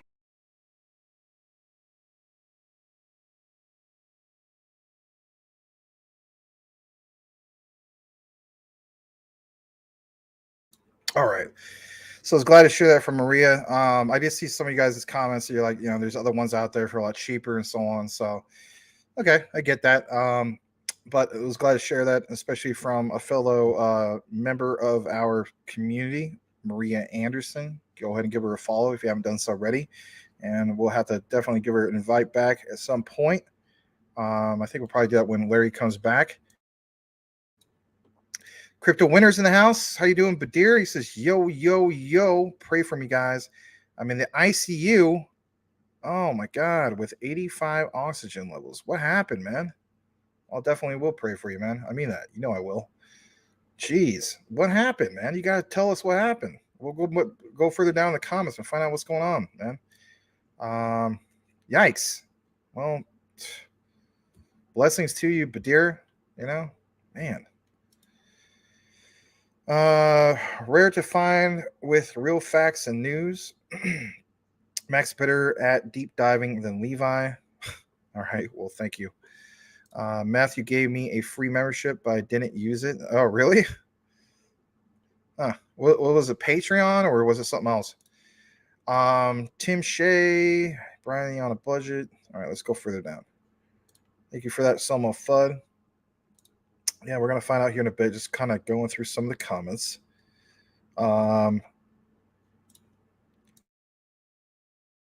Excuse me.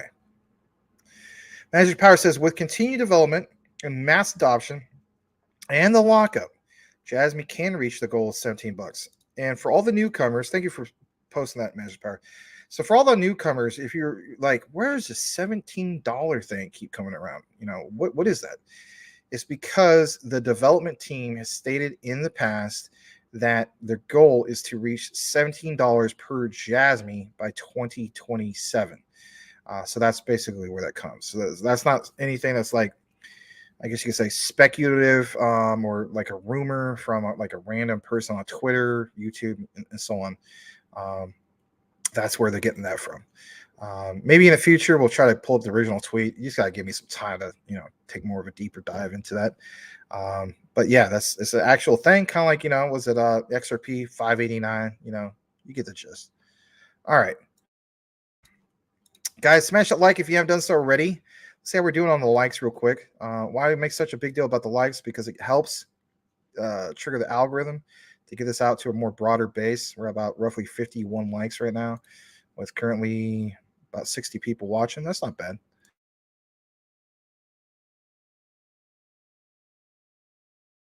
All right. All right, that's towards you guys' conversation. Let's go further down. Definitely prayers for Humpty. Thank you for that, Brittany and Brian. Tim Shea says, Max, definitely make sure he does his due diligence before talking about a project. Thanks, Tim. Appreciate that. Beyond the Barbell says, I just don't understand why Jasmy is so underrated.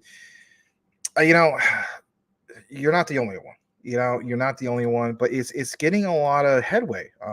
You are seeing, you know, quote unquote, top influencers covering and so on. So in reality, whether for some of these guys or not, it's a win-win, the way I look at it.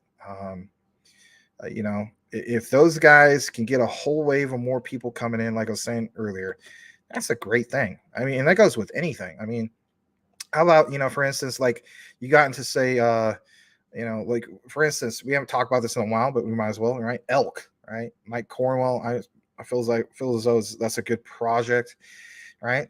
The only problem with Elk is it just needs more people to maybe take a look into it. So can you imagine if you had, you know, quite a few like top influencers, you know, reaching a more broader base? You know, you might see some things. And then, of course, that's where people are, you know, accuse certain content creators of, like, especially if it's meme token related, like, oh, you're just trying to pump your own bags. I see what's going on. At the end of the day, here's the thing. If you have a solid project, you've done the research, there's something solid there, then the research for the project should speak for itself. It should never be because a content creator talked about it. Now, those things, of course, help when it comes to more volume. But at the end of the day, as the saying goes, you know, the project speaks for itself. Even like a video game, right? You guys even know about this, right? Like I have a gaming channel. So, you know, how about this, guys, right? A video game can have the greatest graphics in the world. Oh my God, I can't wait to play that game. It looks amazing. Look at the trailer. Then you actually play the game sucks, right? Same could be said about some blockchain projects, right? Am I too far off? I don't think so. All right. Grave the God, hello, welcome. He said, hello, my friend, Crypto Talk Now. I love your Jasmy content. I'm almost at 1 million coins. Oh, you're very welcome. By the way, just call me Max. You know, but it is me and Larry. Larry's unfortunately away due to some health problems with his eyes and so on. But we are a team partnership here at CTN. But yeah, just by all means, just call me Max. It's totally fine. Or you could call me Maximus, the savior of Rome. No, the savior of crypto. No, not really. I'm not that. Edward Vincent. Yeah, what happened? We're gonna get into that. I swear. I just got to make sure I don't, because if I skip all the way down and I miss some good comments, I'm gonna feel bad. All right. John Giz, thanks for all the info on Jasmy. Yeah, you're very welcome. I have another one that's going to be premiering tonight, and I think I got about 2 or 3 more parts. I'm going to try to do my best to consistently cover Jasmy. I mean, we still want to cover Quant XTC. I'm looking at Stellar. Like, we haven't done a video on Stellar probably like in a month, and I wanted to originally do like one every week, but with Larry out, you know, here's the thing. So for everybody that might have criticized Larry, he actually did help me out a lot when it came to, you know, just getting a lot of videos out and so on. So right now it's a lot, but it's okay. But yeah, I would love to be able to get like at least you know, maybe a couple videos, or how about this, a minimum of one Stellar video a week. You know, talk about supply and demand. People definitely want more Stellar. I saw that people want algo. Algo is just as hard to cover as Stellar, believe it or not. Anyway, Brian Dowie. Oh, that's conversation that you have. Okay, let me go further down. Michael Montclair says he probably at 4K XRP, no eating out and lots of saving. Yeah, that's one way of going about it, man. I mean, you know, Michael Montclair, I just want to tell you this, man, and this goes for a lot of you guys. You already know who you are. You guys are going to be more than fine, all right? I firmly believe that. I'm not a fortune teller, but I stand behind the research that we've done for, you know, over a year now, right? That's the key thing, you know, and maybe in the future, you know, there'll be other great projects that come down the pipeline and so on. I think that could very well happen.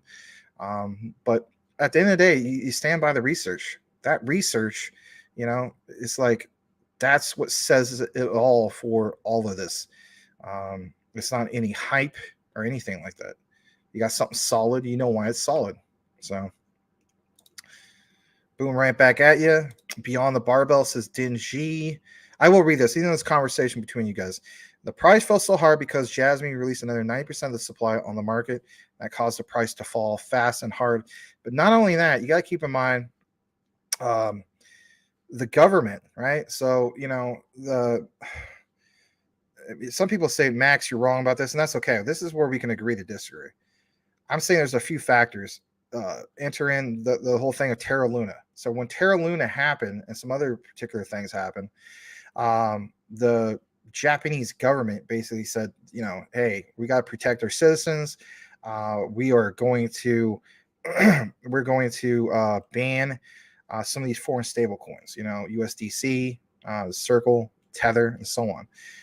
Why was that significant? That's significant because that eliminates pairings. As you guys know, you know, in order to pay for crypto assets, everything has a pairing, right? Whether it's you know, like you go to KuCoin, you know, USDT with Jasmy, USDC with Jasmy. Heck, you can even, I think you can even do like Bitcoin with Jasmy, and just whatever the case be, you got to have a pairing to pay for the native asset that you're trying to purchase and so on. You eliminate some of these pairings, right? Some of these stable coins. That's I don't care what the project is. That's going to tank that thing big time. And then if you're basically not giving access to the you know, the world's third largest producer in GDP, gross domestic product, according to Power Ranking, right? Japan ranks third, right? So it's the United States, China, Japan. There's something to be said about that, right? So that's why I keep telling people, you know, am I too far off basis? I know we did a lot of talking about Jasmy tonight, but in reality, rightfully so.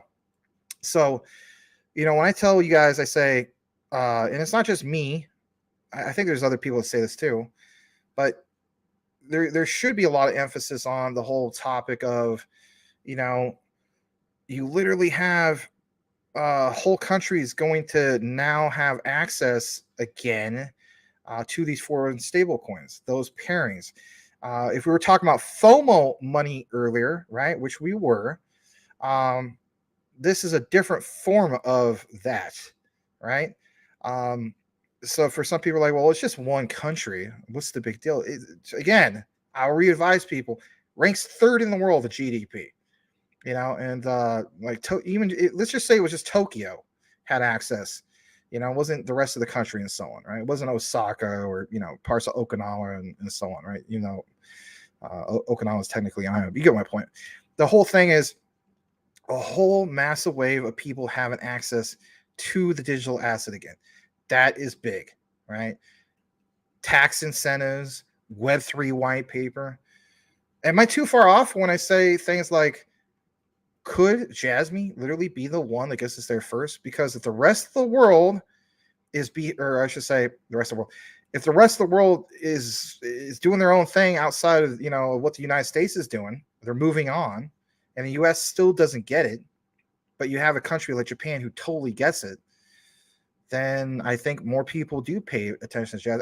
Here's the thing. Here's the gripe I will say, all right? I have nothing against some of these influencers, the top ones and so on. I wish they would talk about some of this stuff, because to get that point across, right? It's one thing to look at the price. They're only mention the price and the market cap. You know, we get that. But if we can have some of these guys on board to actually talk about some of the nitty gritty stuff, that I'm basically mentioning to you guys and so on. I'm not trying to toot my own horn. I have no ego when it comes to this stuff. I don't. But my thing is, talk about this stuff, because that's the stuff that really matters, you know, and understanding FOMO money, or understanding there's a difference between people who do research and people who ape in the project and so on. Anyway, the project speaks for itself, but it's just one of my minor gripes. I would like to see more of talking about like the real stuff. All right, let's go further down. We have a comment from Twitch. You know what, guys? How about this? We're getting a little bit more popular on Twitch. That's cool. I'll have to double check what's going on Twitch. GZ Doctor for EV. You need to invest about $6,000 into Jasmy and hope for all-time highs to repeat of 5,000. You can do that.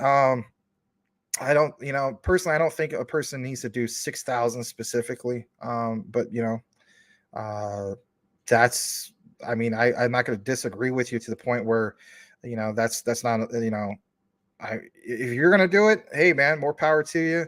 I just want to recommend everybody doing that. At the end of the day, just put what you're willing to, you know, what you can afford to do and so on. But if you're fully convinced on this project or any project, I mean, that could apply to anything. But GZ Doctor 4 EV, I want to welcome you. And I hope to see more from you from Twitch, or if you want to join us on YouTube, you can do that as well. Let's take a look at what's going on with us on Twitch just for a second. It's got me curious, because the other day we had some other person on Twitch. So let's see what we got. Let's see. Not a lot. Okay. All right. Well, I think you might be gone by now. All right. So let's go further down the comments. Starlight says, that's why you got to be careful with HBAR and stuff, because loads of coins still to be released. Yeah. But, you know, when you're talking about the whole thing of seed phrases, we show that video from Maria Anderson. Let's face it, man. I mean, you know, if they get that going, solve that issue with seed phrases and so on, that'll be a big moment for Hedera as well. All right. Beyond the barbell, the 70% lockup can send this crypto to another galaxy. I will agree with that. About an hour behind on the comments. My God. So some good problems. Just jump further down. Let's see how we're doing, and we'll kick it back into a little bit more of our lineup tonight. This is a good comment. A lot of people will FOMO, and there'll be exit liquidity, but if you get in early, you are good. Let me double check the other screen and see how I'm doing. I don't want to see if I'm super behind, or hopefully I didn't forget somebody like on a super chat or something like that. I would feel really bad. All right. I think we're good. All right. So I'm going to go ahead and maybe read one more comment. Maybe we can get an update from Mr. Badir. Did we ever get an update from him? Shout out to you, Badir. I hope you're feeling better. Oh, did Mr. Rain come back with his fat juice? That's a little inside joke. If you're still here, Mr. Beyond the Barbell. Anyway. All right. Let's see where we're at. Man, I'm so far behind on the comments. Gray the God says he's currently stacking algo. Please look into Deso. Brother, it will melt faces in the next bull run. Deso.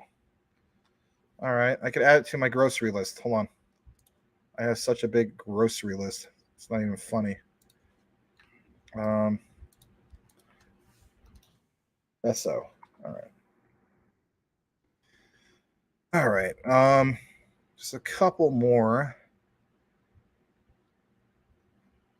Let's see. Jasmy will be huge, says Salamander. I want to welcome Rue Black. Give him a follow, Mr. Rue Black. Glad to have you here, sir. Got to have you back at some point. We'll have to work that out. All right. Let's see if you guys got anything specific. What do you think of Crypto Bellwether?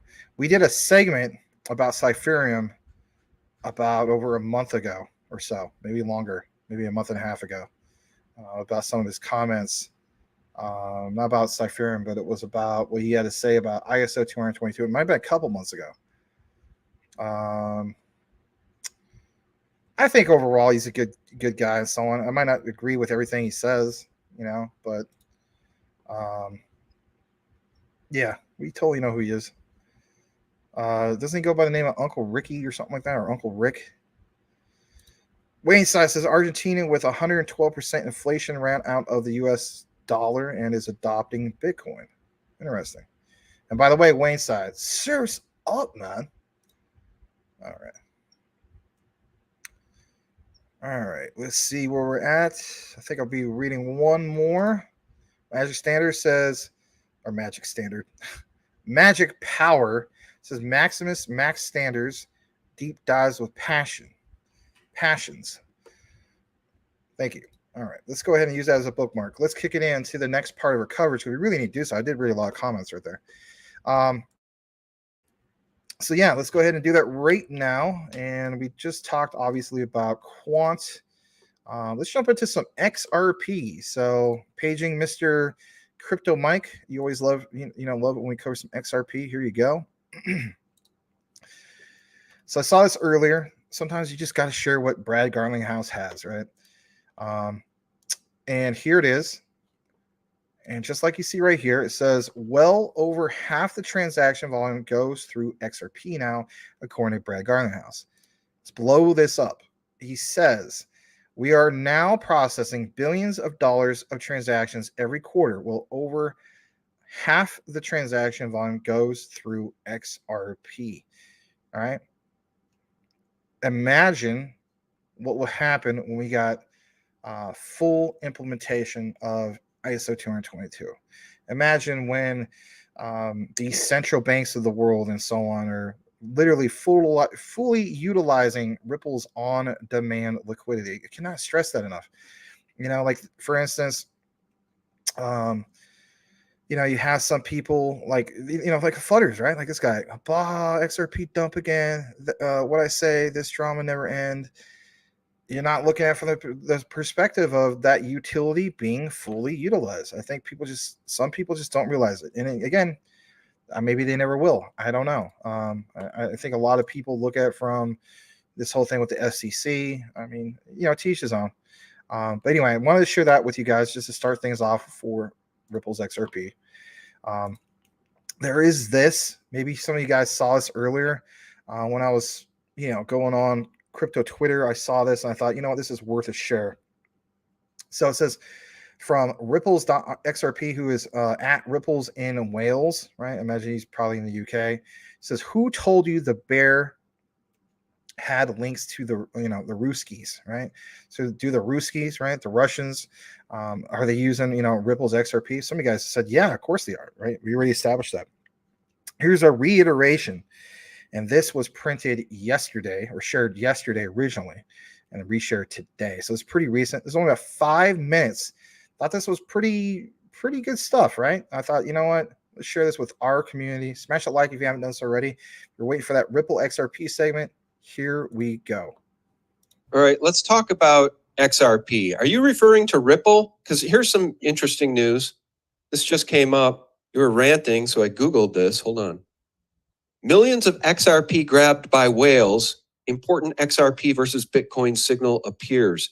I ran into a person out in, where were we? Ran into a guy out in North Carolina who is a crypto guy, and he believes XRP is the next big thing.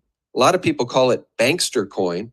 Why do you think XRP is going to be in play here in the future? Evidently, some whales agree with you here.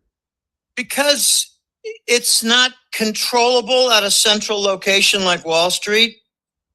When the SEC went after Ripple to hamstring them, to tie their hands behind their back, to freeze their progress, I thought, well, there's a winner.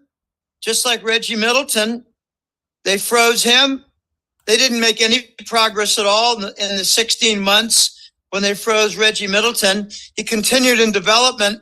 The only information technology software, I shouldn't say that, the only digital finance software development that Wall Street is expert in is fraud. For derivatives, round robin bidding, for algorithm trading, for insider New York Fed trading. Wall Street is expert at software for fraud. They're not expert for software development on the new digital highway infrastructure. On-ramp, off-ramp, trading window, they're not expert at any of that. They don't know jack shit about that. In fact, a year ago, Wall Street started advertising open source fairs. Come join open source. And it was fraud. Again, fraud. That's all they know. It's fraud. It was fraud for people to give their software for crypto and digital finance development, software development, and give it to Wall Street, which then put it under their intellectual property as a gift. Wall Street is good at fraud. Okay, Ripple cannot be corralled. Ripple is about to move its headquarters out of the United States. Ripple has already cut deals with a couple of different BRICS major nations. By that, I mean Russia, China, Iran. Those three countries are going to run the BRICS. They should really do something about Brazil and fix that. I'd love to see Russia, Chinese influence to fix that, but probably not going to happen anytime soon. Russia announced that in view of the SWIFT obstruction, they were going to temporarily use XRP. They're going to use it with all their former Soviet republics, probably on a creeping basis, Eastern Europe, probably on a certain basis with China and the Pacific Rim, but maybe mostly the yuan. Look for the yuan to have a handoff to the Chinese gold-backed digital currency. Look for Russia to use XRP and the UAE dirham as caretaker temporary payment systems. And I believe, and this is the opinion of a really smart digital colleague of mine, the Russians are going to use XRP to drive up the gold price and put a hot poker up the Anglo-American banker's arse. That's why I think XRP is going to go up. The Russians are backing it. There's a big boycott against the dollar. There's going to be alternatives. Okay, you know, this is going to sound a little outrageous and ironic, but I'm just going to say it. What we might find is that the Asian exporters who take their goods to ship them to Long Beach and other West Coast ports, they might demand XRP. During all the different battles and arguments and conflict over whose CBDC will rule, I think XRP is going to run through with a chariot and get a lot of the global trade. And the Americans might have to pay XRP to get their Samsung televisions and their Hondas and their Toyotas and their Hitachi computers. How are we going to pay for that? They're not going to take our Fed coin, and we won't want to use the Chinese CBDC. I think the compromise is going to be XRP, and it's going to be glorious. It's going to be hilarious. I tell you, we're in for some very serious chaos, Sean.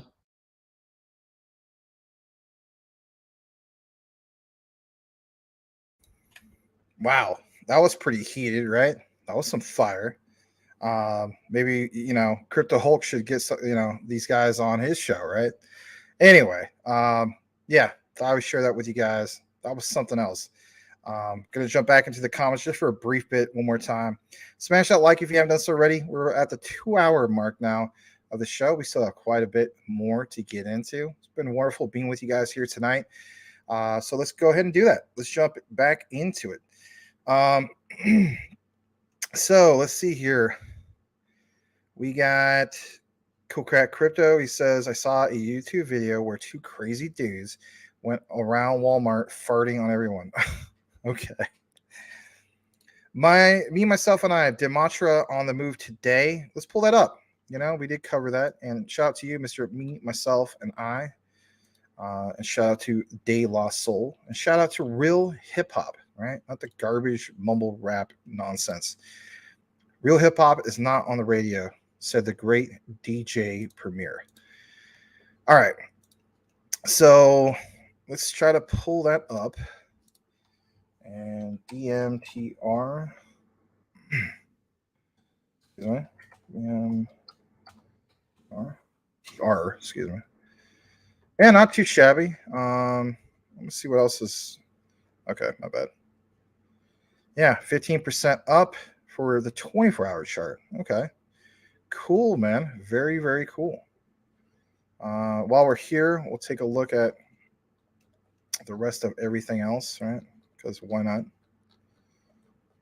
Man, this is a big list. I'll just refresh it. My bad. Let's see what else is going on in the world of crypto. 7-day chart. No, proof of means didn't go parabolic. I think they're going from a V1 to V2. Anyway, Radix, XRD, Seller Network, 20% up. Electronium, 16%. Leo X is doing okay. You know, that's on the 7-day. Let's check out the 24-hour. Relio is up again. Should have got some at 19 cents. Man, proof of liquidity is way up, 21% up. All right, Nexera, guys, how about that? Right, we'll get into that segment in a bit. That's up 17%. Mr. Cornwell and a few of you other guys with your Bitcoin Pay, BTC Pay, that's up about 16.5%. WTK, I know I mentioned I'm going to do a deep dive on it. I haven't forgotten. I'm going to get around to that. I want to make it a really good video. That's up 14%. Constellation DAG is about 11%. Cool stuff. All right, let's jump back into a couple more comments. Let's see where we're at.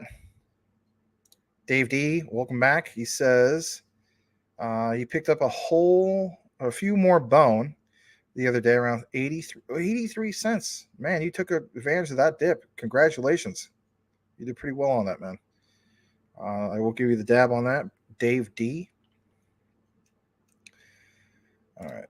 But wouldn't the Bitcoin of Japan just be Bitcoin?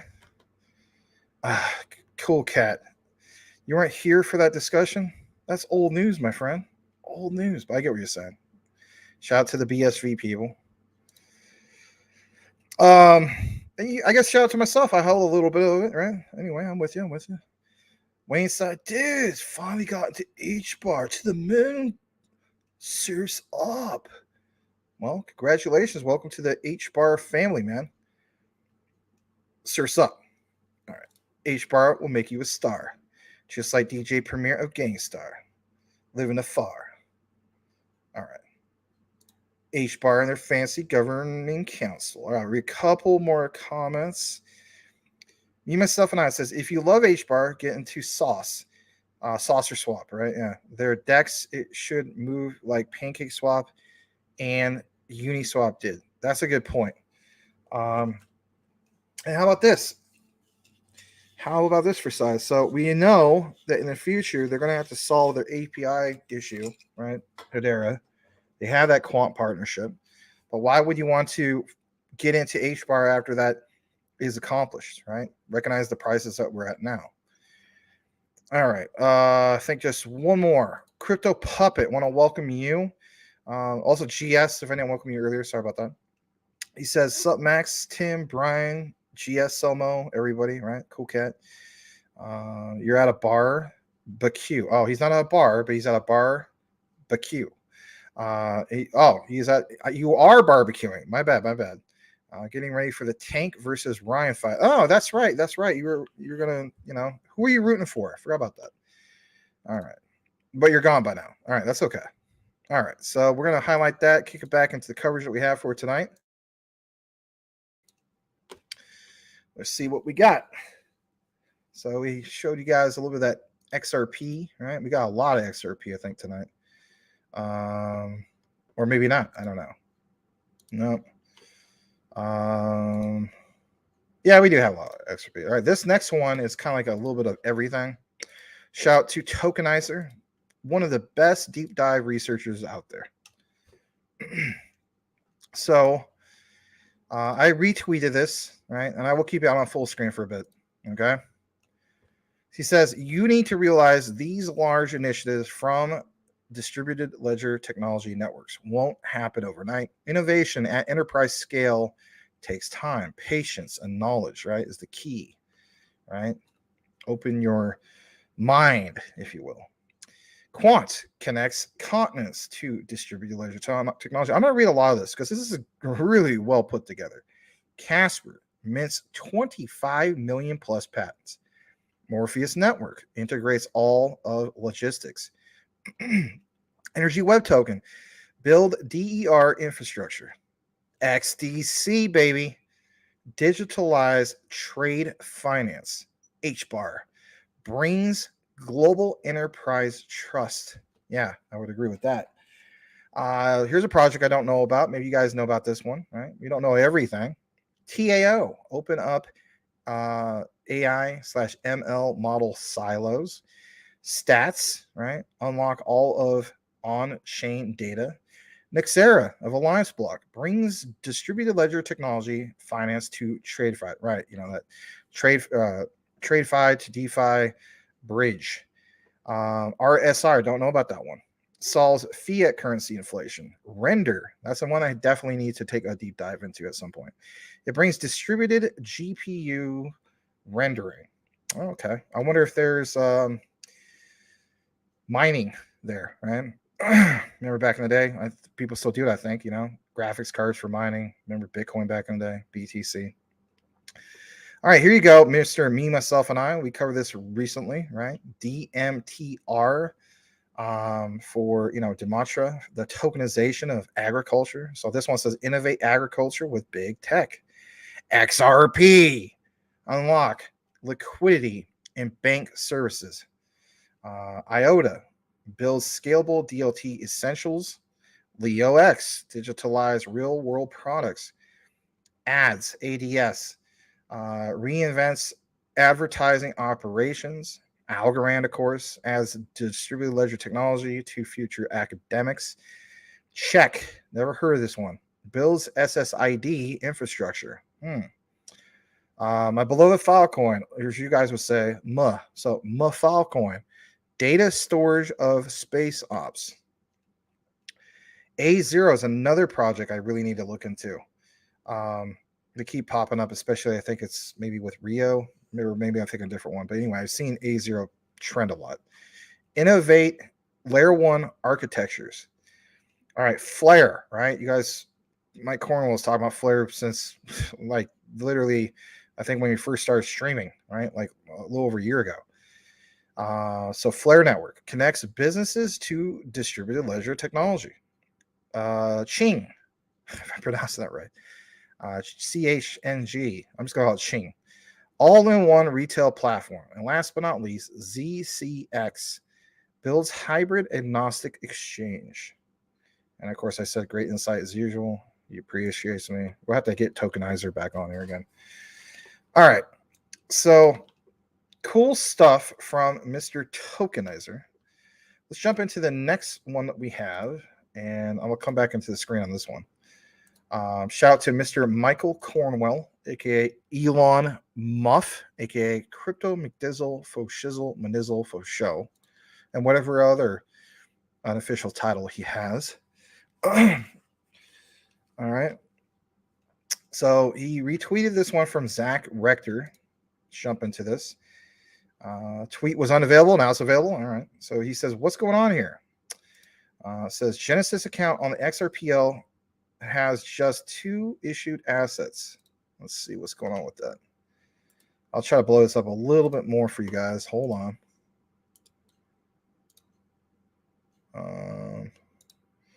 All right, so here it is. Hopefully it's nice and big. Let me just double check my settings real quick. Yeah, I will slide it on over for you guys. All right, so here's some of the transactions. Name CNY. The other one's USD. Token code CNY USD. Issued supply. You have, excuse me, 10 million CNY. The other one's how many is that? 1,801,000,000. So a little over $1 billion worth of USD. Ooh, what is going on here? I don't know. Well, let's jump back.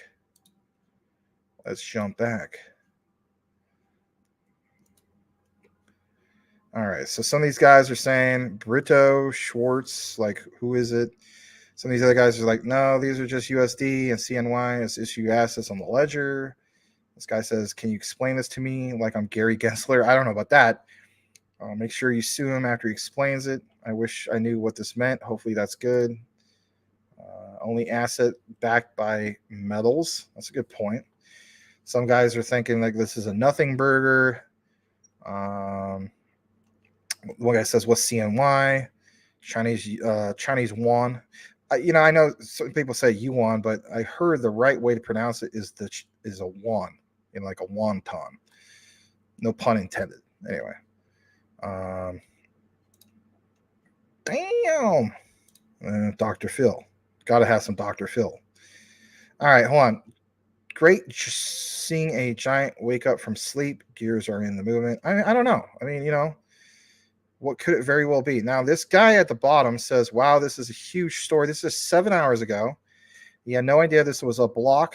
I had no idea this block was missing. This is a good thing, I think, he says. So let's try to pull this up. All right.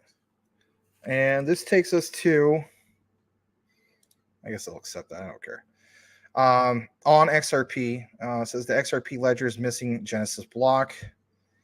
Let's see if this is nice and big for you guys. Give me a second. I think that's big enough. It should be. I don't see why it wouldn't be. Hold on a second. Let me exit out of this thing on my rendering software. All right. So in regards to this, the XRP's ledger, missing Genesis block. Many are unaware of the fact that the XRPL effectively has no recorded Genesis block. This is due to server bug. Approximately the first week of the ledger's history has been lost and so far has not been recovered yet. Interesting. Genesis blocks are considered the most important element of a blockchain's history. Every blockchain consists of a series of so-called blocks that are used to store information related to transactions that occur on a blockchain network. These blocks get layered, one on top of the other, with the Genesis block being the first block, and they grow in height until the end of the blockchain is reached. Due to a mishap, this is interesting, in the XRP ledger's history, ledgers number 1 through 32,569 were lost. My God. Thus, ledger 32,570 is the earliest ledger available anywhere. Because the ledger state is recorded in every ledger version, the ledger can continue without the missing history. A ledger index reset to 0 was deemed too disruptive. Therefore, number 32,570 may be thought of as the Genesis ledger of. Okay, that's just sorry. That was Dave. That's a citation. All right, so I guess David Schwartz cited that originally. All right, back in 2013. All right, some of the early mistakes. It says archive forms show that the mishap happened due to a server bug, resulting in the first week of the ledger history disappearing. At the time, David Schwartz wrote, quote, all that was lost was the ledger headers. All the transactions are still available. There's some hope that the history may still be recovered, yada, yada. After a decade or, I guess you could say a decade, 2013, right? Still lost, right?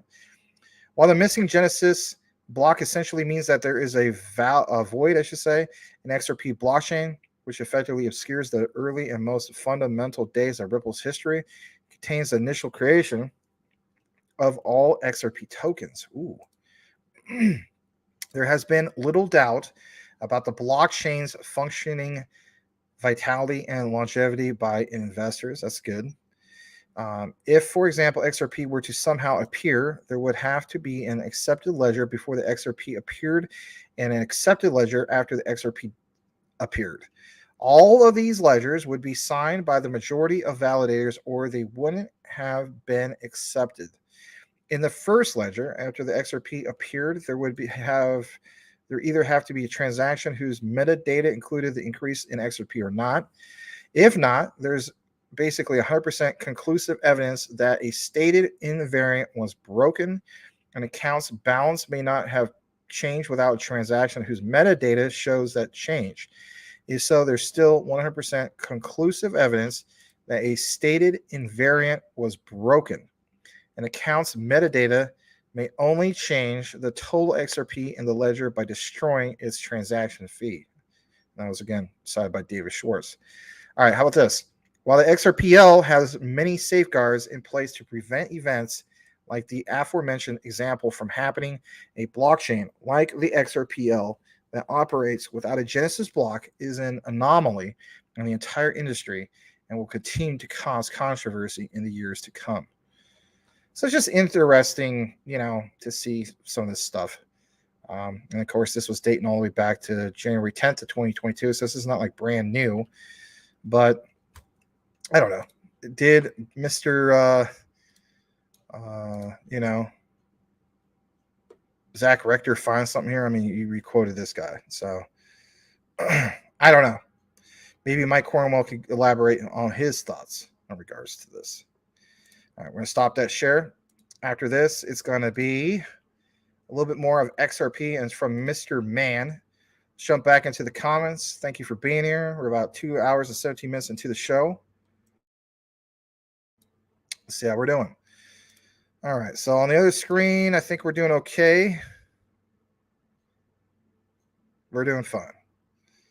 Stardock says he's watching in bed now. Max's voice will send me off nicely. I can never watch Crypto Hulk in bed. Yeah, you can't watch Crypto Hulk in bed, because it would be, I don't know how that would be. That would just be quite interesting, trying to snooze along and let me tell you about this, right? The Bank of International Settlements is telling you I don't know. I can't really do it. Yeah. All right. So Wayne Size says Dell Crypto says $200 in anything is going to pay in anything. In anything. I don't know about anything. I would have to disagree with him on that, but anyway, surf's up. Cars and cryptos. Amen. Stay focused, Max. Thank you. That's a long time ago. I know. All right. Maybe this is a rhyme. Let's see. Someone Flood says, when it comes to crypto, you got to know what you hold. XRP for me is gold, and that's the standard. Check out, what's up with me and the ISO standard. Or I don't know. I can't rhyme right now. All right. Stargazer, I have no exit plan. You have no exit plan. Uh-oh. Exit plans are gay. Okay. Stardog says, I'm never selling my Bitcoin. I'm riding it all the way to 2 million. Huh. I wonder how much you have. You don't have to tell us. But anyway, just dive in. Stargazer says, I'll just exit when I see there's a lot more what I put in. Man, I'm like super behind on the comments. How bad is this? Brian Dowie says, Max, give Maria a plug, bro.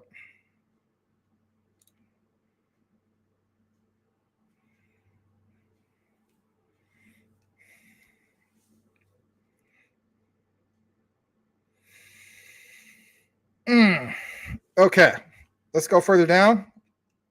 Yeah, might as well do that. All right. Hey, Luis Alvarez, welcome. I know it's really late on the comments. Brett Headley, like to welcome you. Consider change your avatar. Something speaks more about who you are and what you're about. But we have a very welcoming community here. He says he's personally made a profit spreadsheet for each crypto he's in. That's a good thing, man.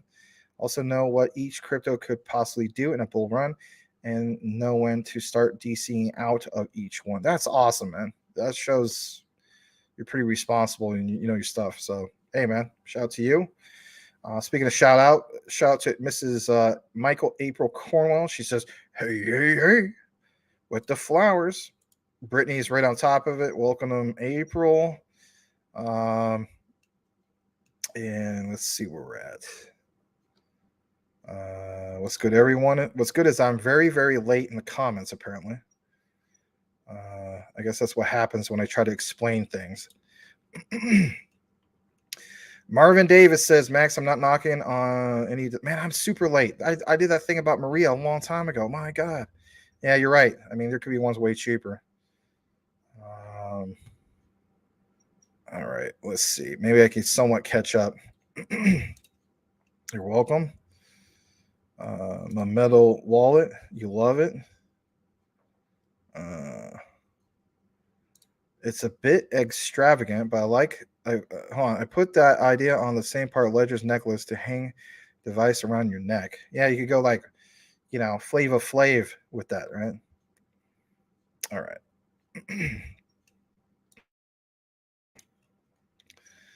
All right. Let's go further down. Further down. What about dementia? Dementia. Yeah. Hello, yeah. My Robin Hood card needs some activity. Just call me Lord Maximus, the savior of knowledge. Okay. Maybe this will wake up Stardog. Hold on, let's see if he really is, asleep. Just hold on. Hopefully they don't lose nobody. Oh, I know something that can wake him up. Hey, guys, type in the comments if you want me to wake Stardog up. Just type in SD, all right? And we'll get something that really will wake him up, okay?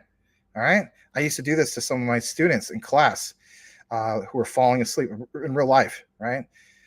There was this one kid. He would always come to class and never get enough sleep. And I asked him, why are you always falling asleep in my class? And he says, Mr. Stanley, it's because I stay up to 4 o'clock in the morning playing video games. I'm like, why are your parents allowing that? He was just like, I don't have any parents. I was just like, I didn't know that. Sorry. But I was just like, look, man, you need to get some more sleep. So anyway, he would always stay up to 4 a.m. playing Call of Duty and sleep in my class. Not cool. Anyway, so after a while, after about, I think, the third or fourth day straight, this is like the first week of school, I told the class, I was like, guys, get really quiet. Shh, shh. And then I bring over my phone, right? And I would play the emergency broadcast. I don't know, some darn city or something like that. Like it would say something like a nuke. You know, it would play that stupid annoying song. We'll play it here in a second if you guys want. It would play that nuke, right? That annoying sound of, you know what it is. Like you listen to a show, and basically out of nowhere it makes that emergency broadcast thing, and then it sounds real. It's like a nuclear bomb is headed towards. It's been launched from, I think it said like from North Korea, and it's headed towards Los Angeles. I'll try to find one for like London, England, or something. Maybe that'll wake them up, huh? Anyway. All right, let's go further down. Read a few more comments. Emmanuel, Emmanuel, welcome. Yes. Hi, CTN family. Happy weekend, and trust y'all doing great tonight. Max, good to see you again, and thanks you for what you do. Well, thank you. Appreciate you. Welcome back again, and thank you for taking the time to drop that in the comments. Your ultimate goal is 100K, Jasmy. That's a good goal, man. Well, I'm max, but that's all right. Matt, can you say line over? Yeah. How about this? Hello. Is it me, myself, and I you looking for? Lionel Richie. I think I said it too loud. I'm going to wake up the dude. Yes, but in reality, it's hello. Is it like we're looking for a mile? Man, oh my God, look how far behind I am. 38 minutes behind a super chat. I didn't even double check the other screen. I didn't see that. Thanks, Match. Just purchased more Jasmy. You're welcome. Thank you for the $2 super chat. It was very nice of you. We'll read a couple more. Chaka Crypto's in the house. Edward Tim, what up, fellas? What up, Chaka Crypto? Let's give Chaka a plug.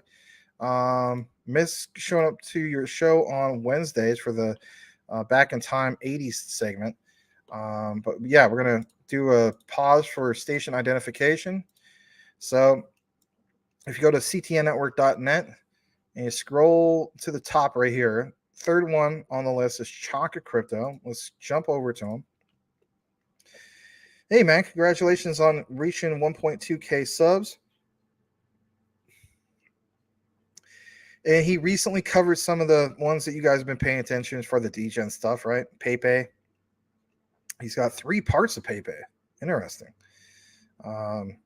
He says, how's my $100 investment looking? He's got updates on Gala, Veracity, right?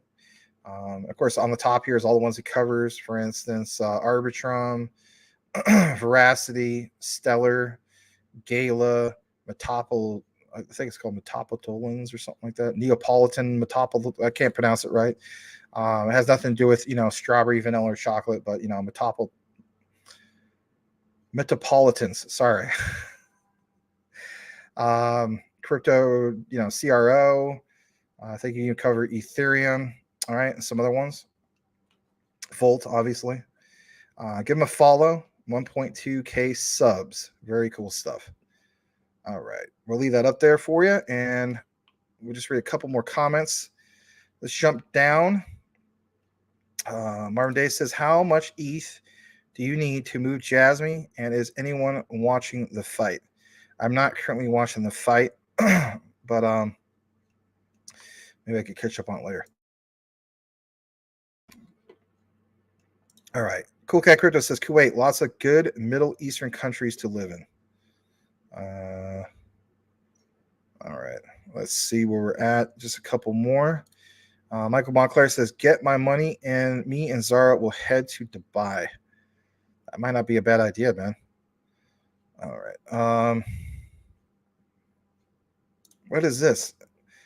Marvin, maybe Max will read our comments and tell us. Tell us what? IBT ETH to move Jasmy. I don't know where you go. Well, is that what you're asking? Something about how to move stuff? Okay, folks, Marvin and I want to know how much ETH we need to move Jasmy to a cold wallet. That I don't know. That I would not know. Because I didn't purchase my Jasmy that way. If anybody else wants to add or answer that, you're more than welcome to. XRP millionaires in the future. I'm going to read one more. And it's from Solomon Flood Solomon. XTC millionaires already made. All right. Let's go ahead and highlight that as a bookmark. Let's kick it back into what we have on the lineup. Thank you again for everybody who's here. Let's jump into the next one we have. It is a little bit more of XRP. Shout out to this great deep dive content creator, Mr. Man. And I want to state this real quick, all right? Before we kick it into this. Mr. Man, aka Spider-Man, I just want to thank you for your ongoing dedication of saving everybody day in, day out in New York City. If it wasn't for you, people like Waddy, he might not be here anymore. There's a lot of crime that happens in the Bronx, and we understand that you went there quite a few times to save people like Waddy from evildoers in the Bronx. So if you happen to be watching at some particular point, I just want to say, don't think we don't appreciate you. Thank you very much for saving New York City. Now let's jump back into our lineup. All right. So he has this short video, and I fast forwarded it a little bit. He says, short video that begins to dive into trade finance, XDC, XLM, Hyperledger, Interledger, World Trade Organization, and so much more. This is good stuff. He did a really good deep dive with this. It's not super long, about, I don't know, roughly about 7 minutes or so, but it's good stuff. I don't think we'll play the whole thing at the very, very end, So in reality, maybe it's just like 6 or 7. But nonetheless, give him a follow on Twitter. He is Mr. Man, and you'll instantly see him because he's got the Spider-Man outfit on. Here we go. And here we go. This is from MIT, and it says, "Our digital future from the internet to the internet ledger." This is back from 2021. And what I want to show you guys here, we've been on this hunt for the unified ledger. And I say the unified ledger, but it's not the unified ledger. There are numerous unified ledgers. All right.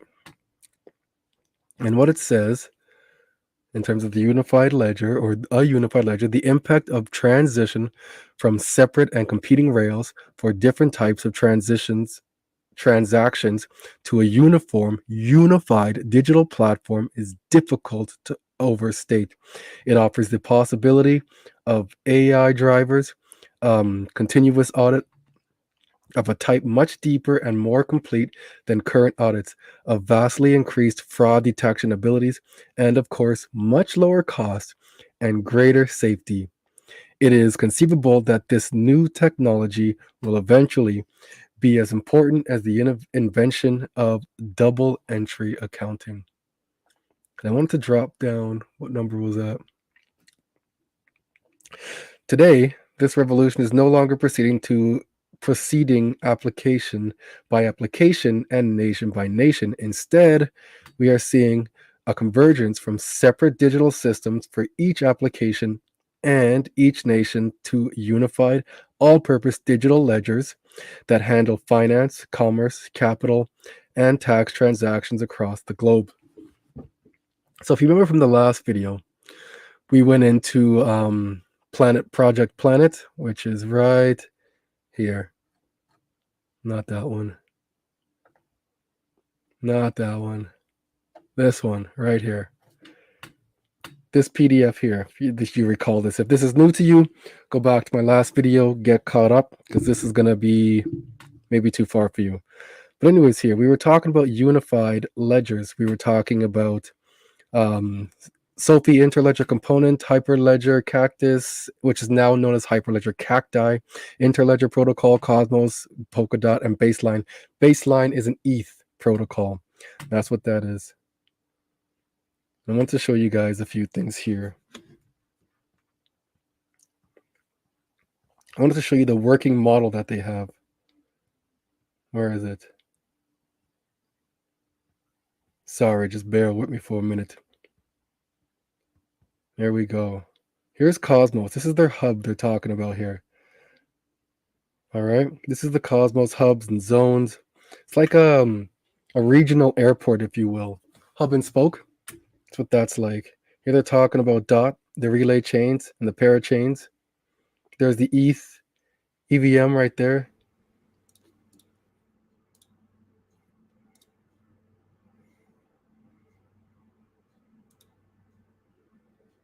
Stop making fun of Spider-Man, or he's not going to save you when you need it the most.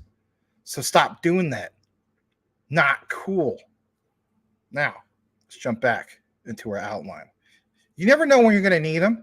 You could be, needing rescuing on a subway or something like that. He might just decide to swing somewhere else. I see you. I see you down there in the comments. Not cool. What are you going to do when you're stuck in New York City in one of the 5 boroughs and you need this man to come help you? Just saying. Just saying.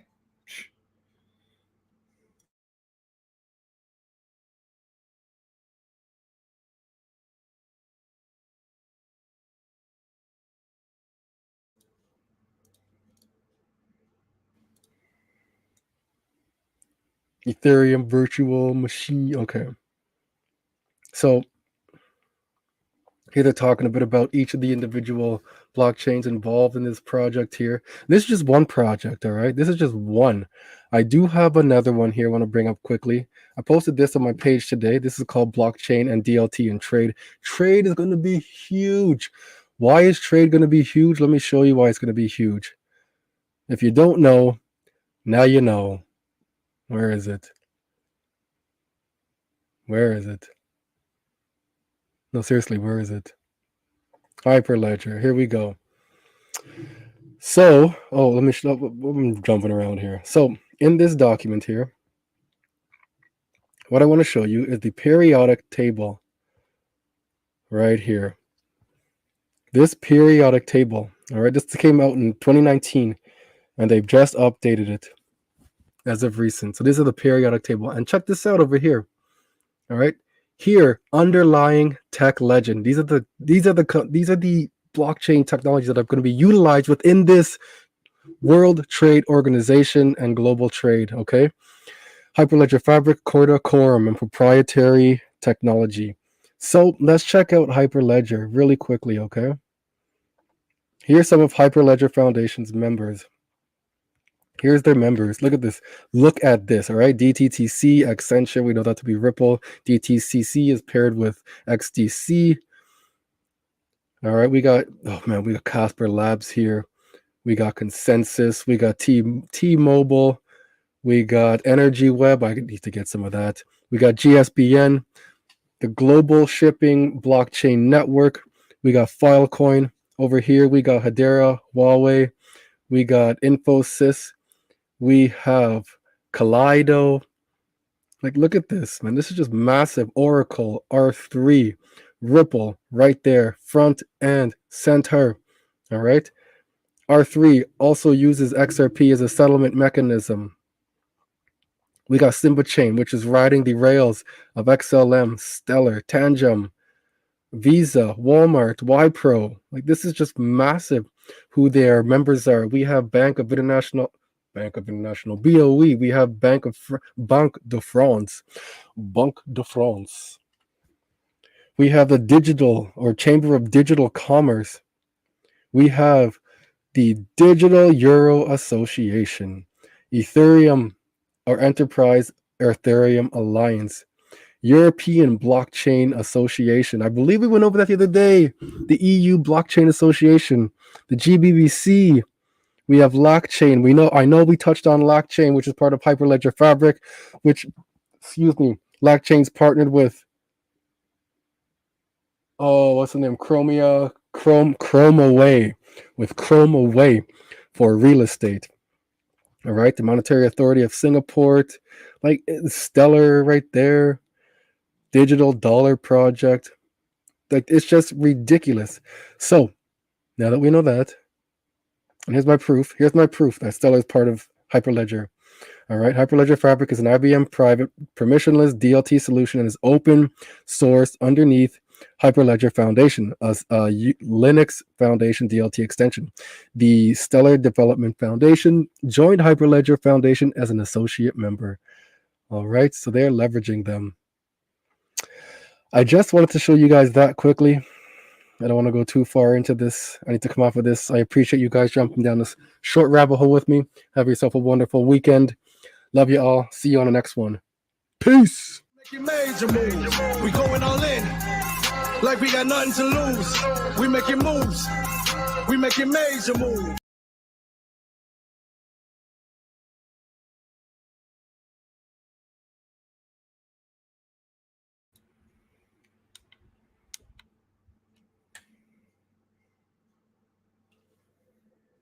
You have too many doubts. That's your mind messing with you. Just because you're paying attention to a really popular fight that's going on right now doesn't mean you have to question the authenticity of Peter Parker, aka Spider-Man. Now, in regards to the chain, we already got that. We already explained that. He was in the Bronx. He had to beat up a guy that was messing with Waddy, right? And as a result, he was like, you know what? I am going to jack this guy's chain. Remember, it's kind of like the whole symbiote, when he was turning into, let's face it, like the dark side of himself and so on, right? Yeah. So there's a little bit of that. Hence the chain. You're overthinking it. All right. Let's go further down. On a serious note, right? He does a lot of deep dive research. This guy does, and I don't know. I mean, I would look past, I would look at the message that he has personally, but anyway. You guys are ruining the fight for me. I was gonna watch it later and pretend I was watching it live, but now it's all been spilled. You spilt the beans.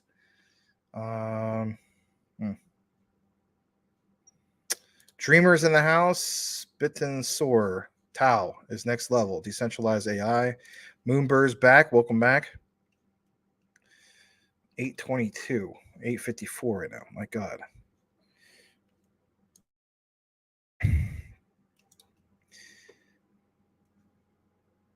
Hello, ladies and gentlemen. I hope you're doing wonderful wherever you are in this great, great world. Today, we're going to talk about XRP. Yeah, he does say that. So I'm going to start with this. Bank of International Settlements sees Michael Montclair singing about Frank Sinatra, To the Moon. All right. Laughing out loud, Vincent. All right, let's go further down into some more comments. I read that a while back. MO, welcome. How much XDC you need to be a millionaire? Depends on how long you're willing to hold it and what goals you have for the particular asset. So, again, like if you're somebody like Salamander, who has over 1.5 million of these things, puts a lot less pressure on him to reach, for instance, like $1. All right. All right. Let's see where we're at. Elon Musk, I heard Do Kwon kept his keys in his meat wallet when they ran an x-ray on him for jail. Yeah, I saw that. I saw it. He literally shoved it up his you-know-what. Kind of crazy. Kind of crazy. All right. Wearing a ledger makes you a target. Easy Kirk says, of course, you should wake him up. All right. Anybody else for that? Oh, you guys are for that. You guys are for that, huh? Oh, you guys are really for it. All right. All right. We'll go further down. I think we answered this earlier. Somebody can give me an answer. Hold on. All right. So you guys want me to do that. Let's see what happens. Let's see if I can find a really good one. All right. Let me see what I can pull up. Let me see what I can pull up. I want to welcome Kuba. Can LCX pump at any time like crazy? It is not being at this price.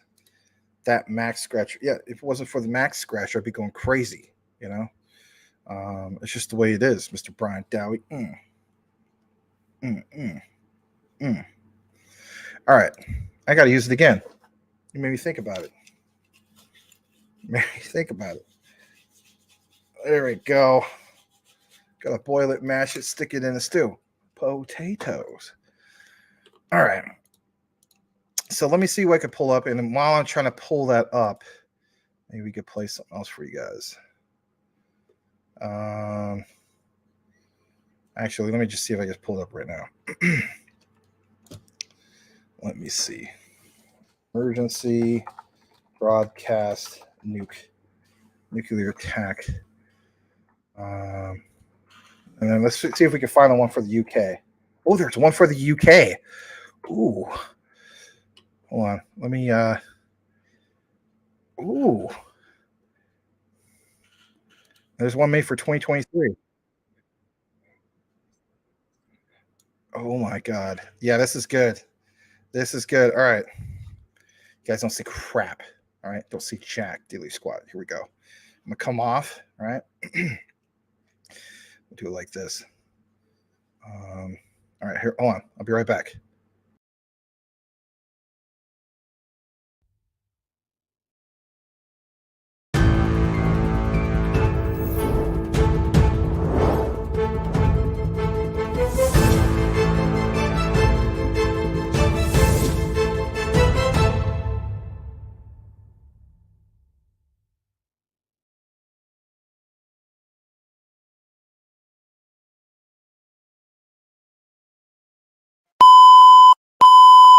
This is BBC Television from London.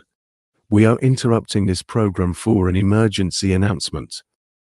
This is an emergency broadcast from the BBC. on behalf of His Majesty's government.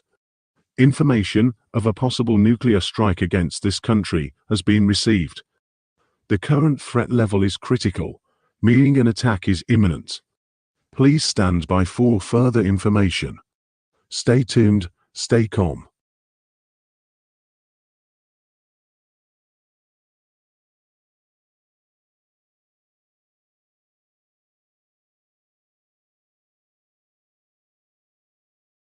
Nuclear strikes have been confirmed to be inbound. Targets are currently unknown and are being calculated. Evacuations are currently taking place in major cities. Normal programming has been suspended indefinitely. All non-essential telephone lines and internet connections have been closed for military use. Do not attempt to call, text or use the internet.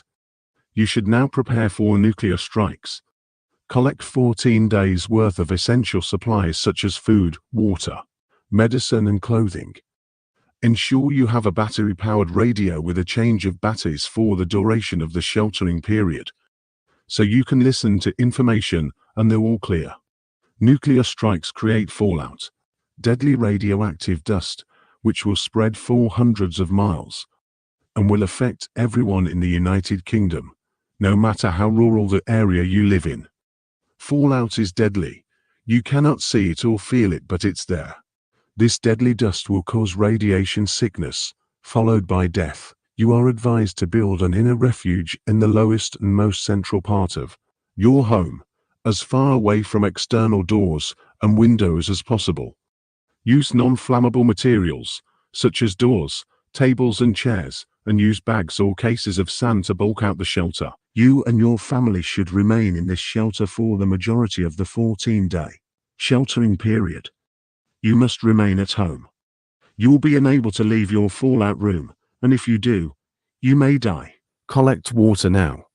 Water services will be disconnected shortly to prevent major fallout, contamination, and if you do not collect water now, you will not be able to during the sheltering period. Collect around 2 liters per person per day.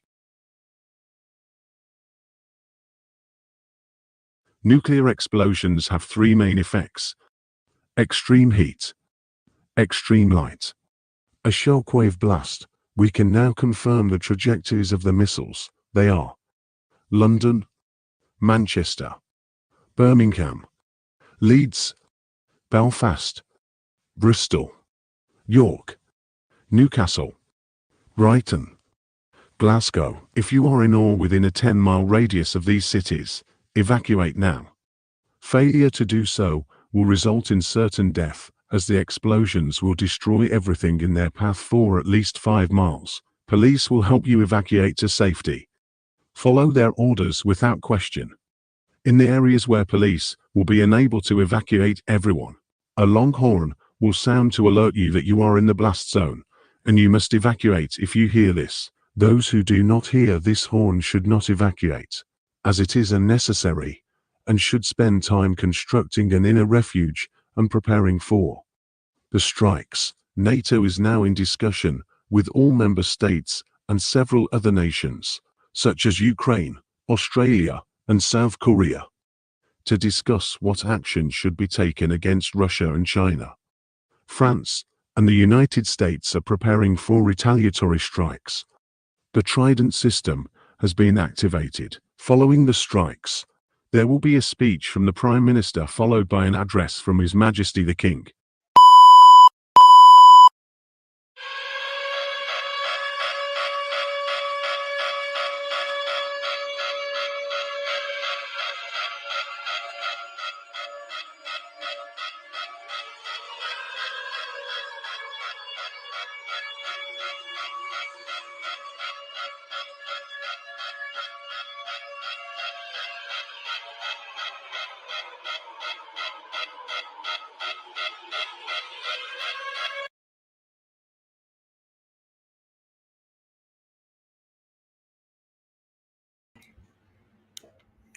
Apparently, Stardog can sleep through anything.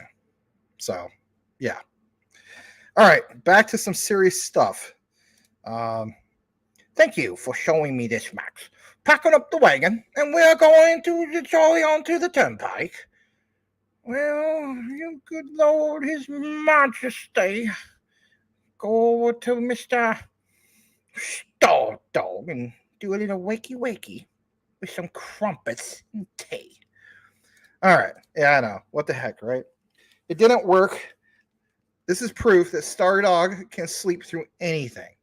But apparently, if it was Crypto Hulk can wake him up from a nuclear Holocaust disaster. But a freaking, BBC World News or whatever, emergency broadcast. Nope. Ain't going to happen. Can't wake up Star Dog. Star Dog. Hello. Is it you that they're looking for? Nuclear bomb Holocaust explosion. Hello, Star Dog. Nukes, my friend. You need to wake up, man. Yes. Grab little, Rover, jump in the Chevy Nova with 2 super soakers ready to move over or something. I don't know. Do it.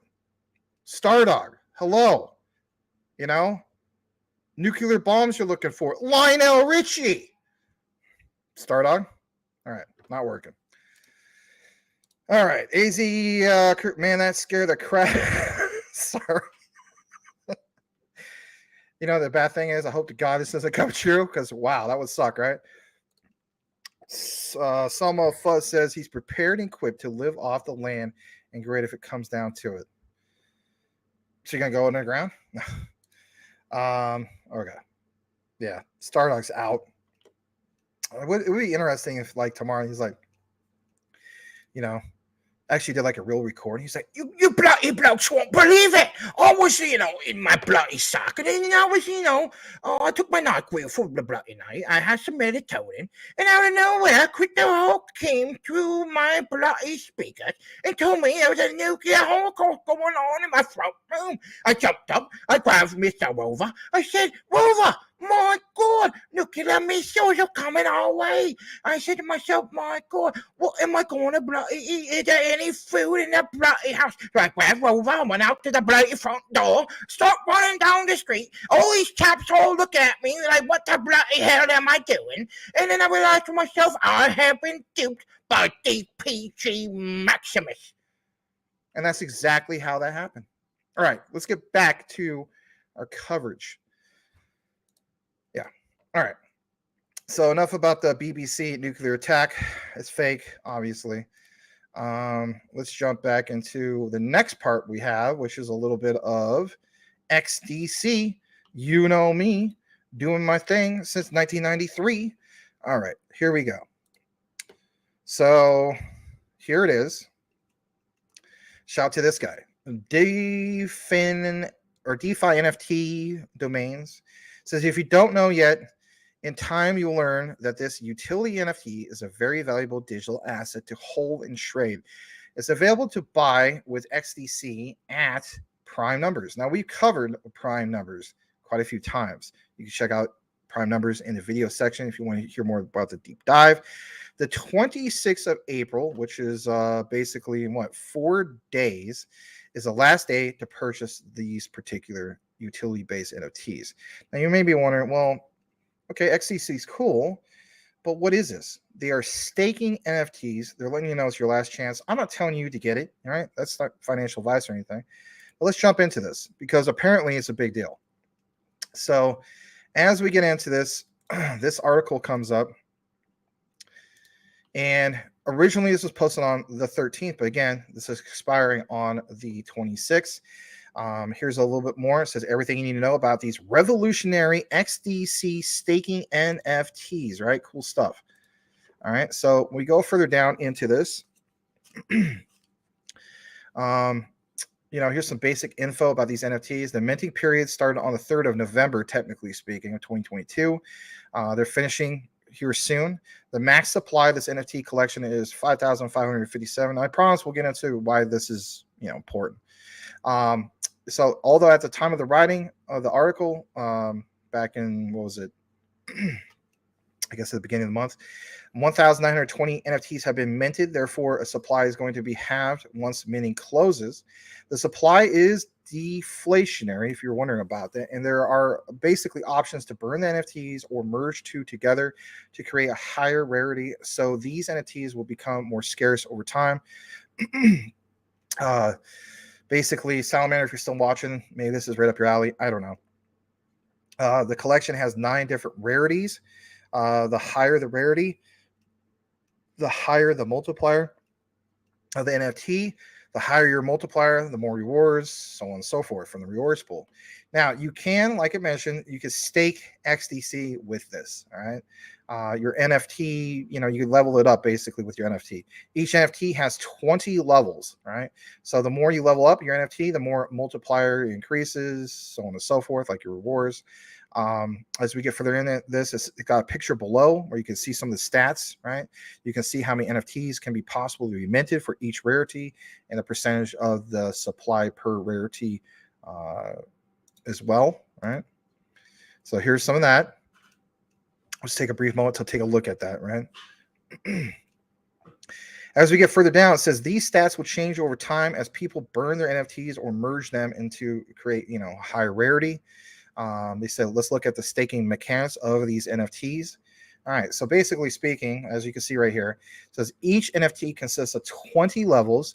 In the picture below, you'll see how much XDC is needed per level and how much the multiplier increases per level, right? All right. So let's jump down to this. It says you only need 67,980 XDC. And this is a good statement, right? So if you're wondering, well, how much XDC I have to have, there's your answer: 67,980 XDC to get your NFT to the max level of 20. However, the NFTs can be a max, or that you can hold.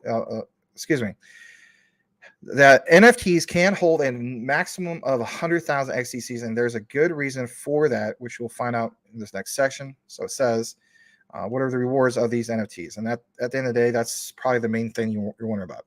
It says once the minting period is closed, 30% of the funds collected by prime numbers from the minting of these NFTs will be placed into the rewards pool. That figure will be split into 24 equal amounts and paid back to the NFT holders as rewards over the next 2 years.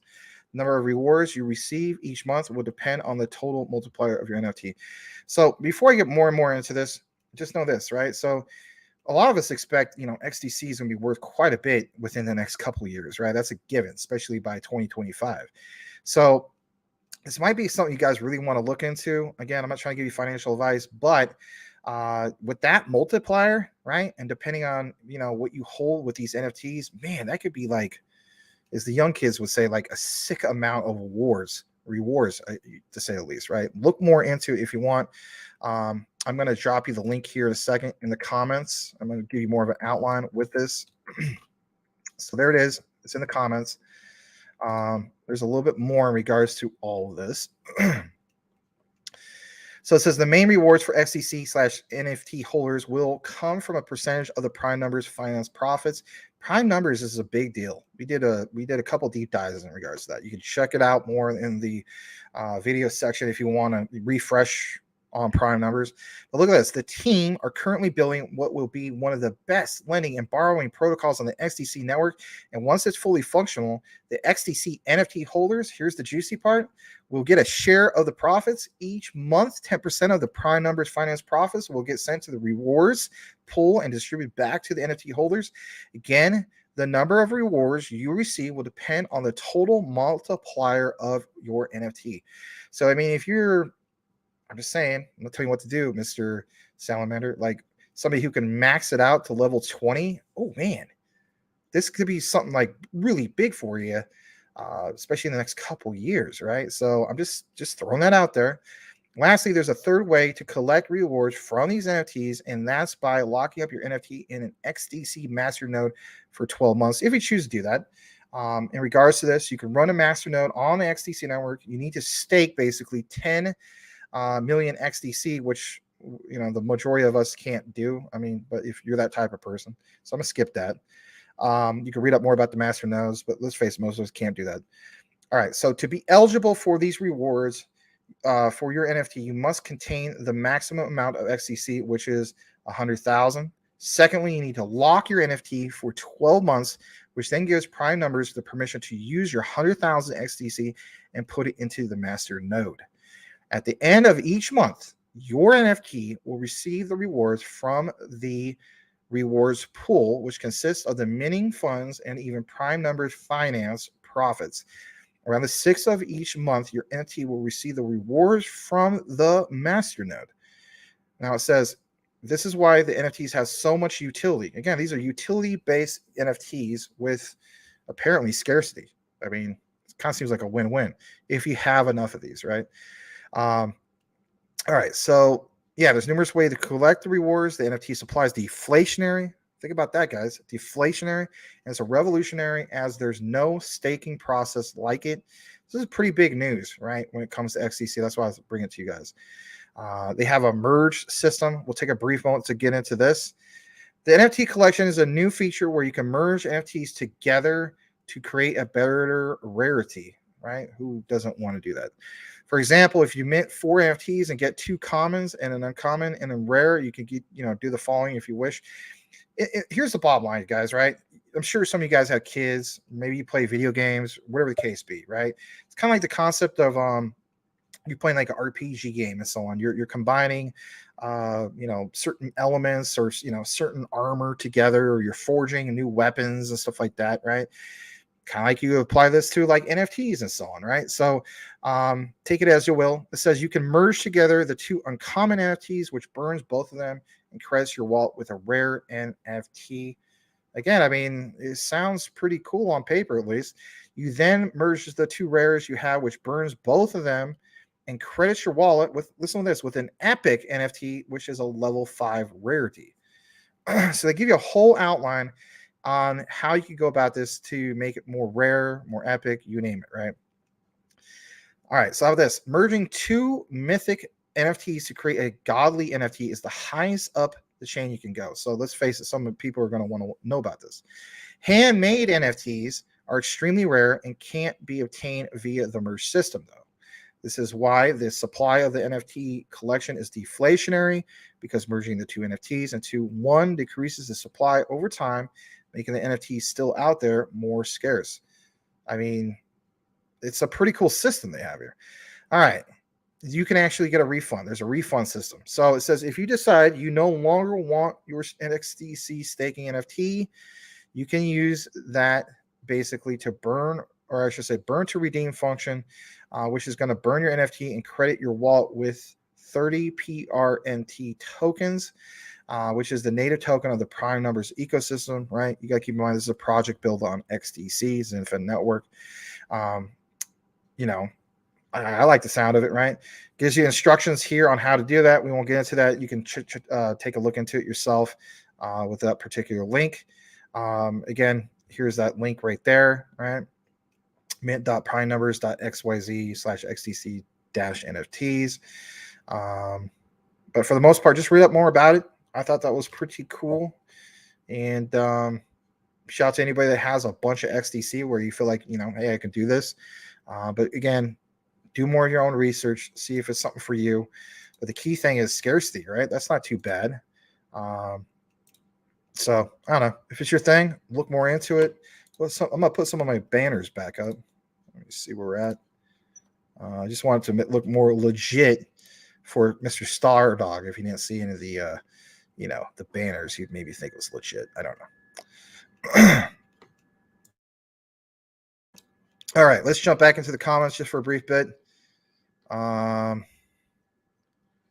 And let's see. All right, I think we're at the bottom.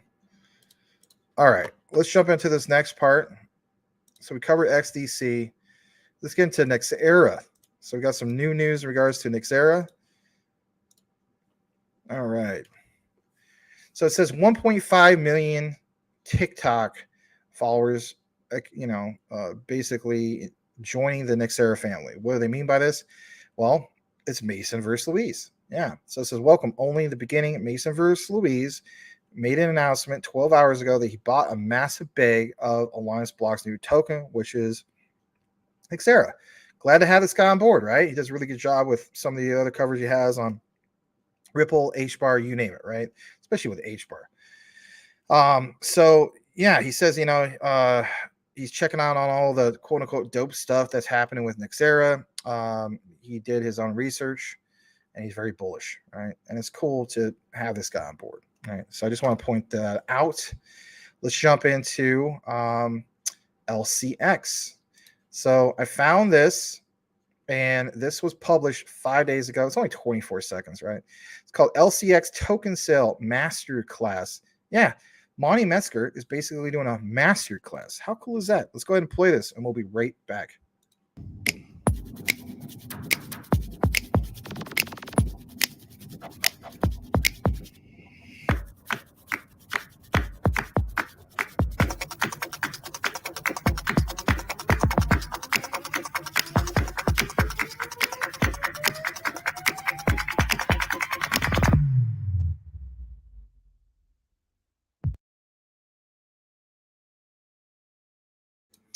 So very, very cool.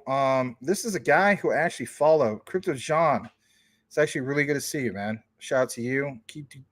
Keep up the great work with your channel, man. We're gonna give him a quick plug. He's a great content creator. I actually watch you quite often on your coverage, whether it's either from the inside of your car or out in the woods and so on, in regards to Jasmy. We're gonna give him a quick plug. So Crypto John, guys, I'm gonna show you this particular channel. And you guys might already know who he is and so on. So let's pull him up. Here we go. And here he is. He covers obviously a lot more than Jasmy. So he's at 16.4K subscribers. That's awesome, man. Shout out to you and your channel. Here's his particular channel. And, here's what some of the ones he covers. Obviously, Hedera, Algorand, a lot of the projects that we cover as well. I like this video that you did about making it big in crypto and leaving your job. This is key. But yeah, I mean, I love the coverage, especially that you do on Jasmy. We cover Jasmy quite often. We cover other ones that you cover as well, Quant, HBAR, and so on. But yeah, go ahead and give him a follow on YouTube. And he has a very good insight. I love how you break things down on your channel. So shout out to a fellow content creator. Definitely keep up the good work, my friend. And, we hope to see more of you, basically in the comments and so on. Typically speaking, I mean, sometimes we kind of go late on some of the live streams. Sometimes we don't. But I'm glad to have you here. It is a grind. I know what it's like, basically. And we've been doing a live stream, just to give you a heads up, every single day of the week since April 18th of 2022. Our channel has been around since October of 2021, I believe, or September, something like that, September, October. But yeah, the YouTube algorithm kicked in. It showed me your channel. I started watching some of your Jasmy videos. I always appreciate your insight for Jasmy. I think you're an important member of the Jasmy community, and people could tell you're very passionate about what you talk about. You're very informative. You don't do a lot of like hype or moon boy stuff and so on. So I just want to state this, guys. Give him a follow. You'd be glad you did, and check out Crypto John. So I'm glad that you also see that LCX is severely undervalued. It is literally, I think, my number 6 play. So, for me, just to give you a heads up, Crypto John, my number 1 is Quant. Close second is XRP. I have XLM, XDC, HBAR is my number 5. LCX and Jasmy are like almost tied for my number, my number 6 or 7 area. But yeah, man, such an honor to have you actually here tonight. Don't typically wear this hat, but Suns have a 3-1 series lead. Go Suns. But yeah, guys, again, check him out, man. Fellow content creator that covers Jasmy, HBAR, you name it. Dingy states, Max, where does Jasmy fit in the world where XRP Stellar dominates? Well, that's a good question. My thing is this. So when it comes to Jasmy, specifically speaking, we understand what they're trying to solve with data democratization, right?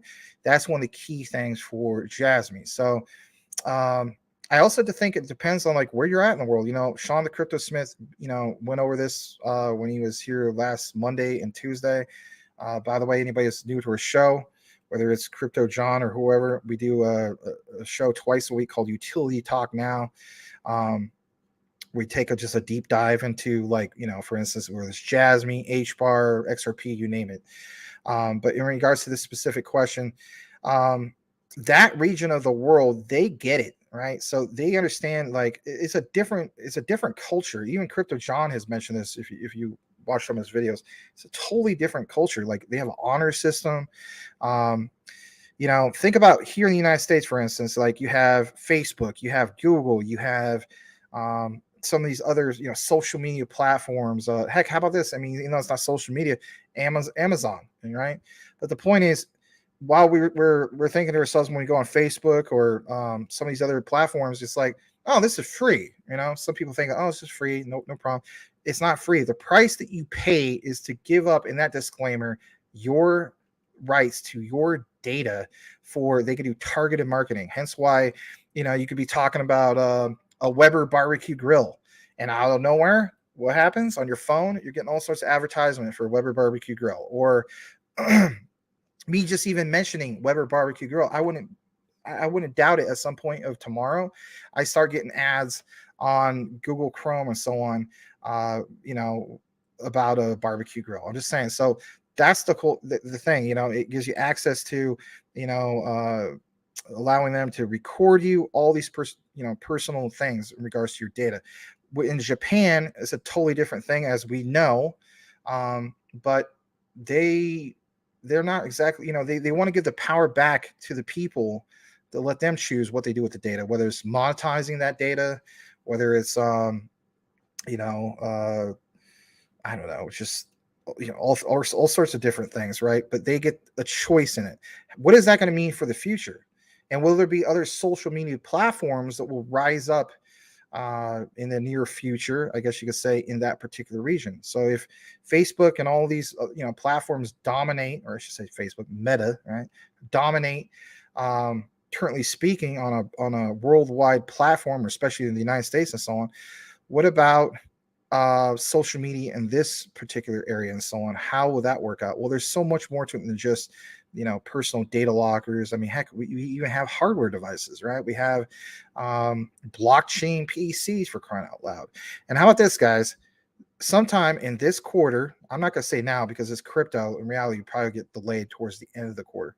But we should start seeing some big news when it comes to the new AI engine that's part of that roadmap for Jasmy. Anyway, so where does Jasmy fit in the world of XRP/Stellar, where it dominates?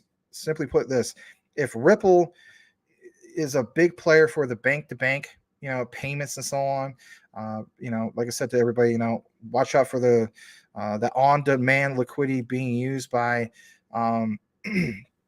basically speaking, the central banks, right?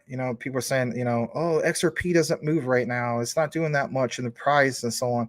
You got to keep in mind, again, I use this analogy, those Olympic-sized swimming pools. Before ISO 222 dropped, you literally had these little droplets. Those droplets are worth what? 32 to 40 cents, right? Now we have ISO 222 implementation starting to go on. And so now we see, like, for instance, you got a little taste of those faucets turning on just a little bit, right? Maybe you're in the shallow end with your feet dangling off of the pool, or maybe you're in the pool and you're getting a splash on your feet of that on-demand liquidity. But the key thing is, what happens when those Olympic-sized swimming pools, those faucets, are fully turned on for that on-demand liquidity, and all those pools fill up? Watch out. What will this actually be worth? All right. In regards to Stellar, I feel as though it's not that much farther from XRP. Like I stated, as a content creator, I'm sure Crypto John can vouch for this.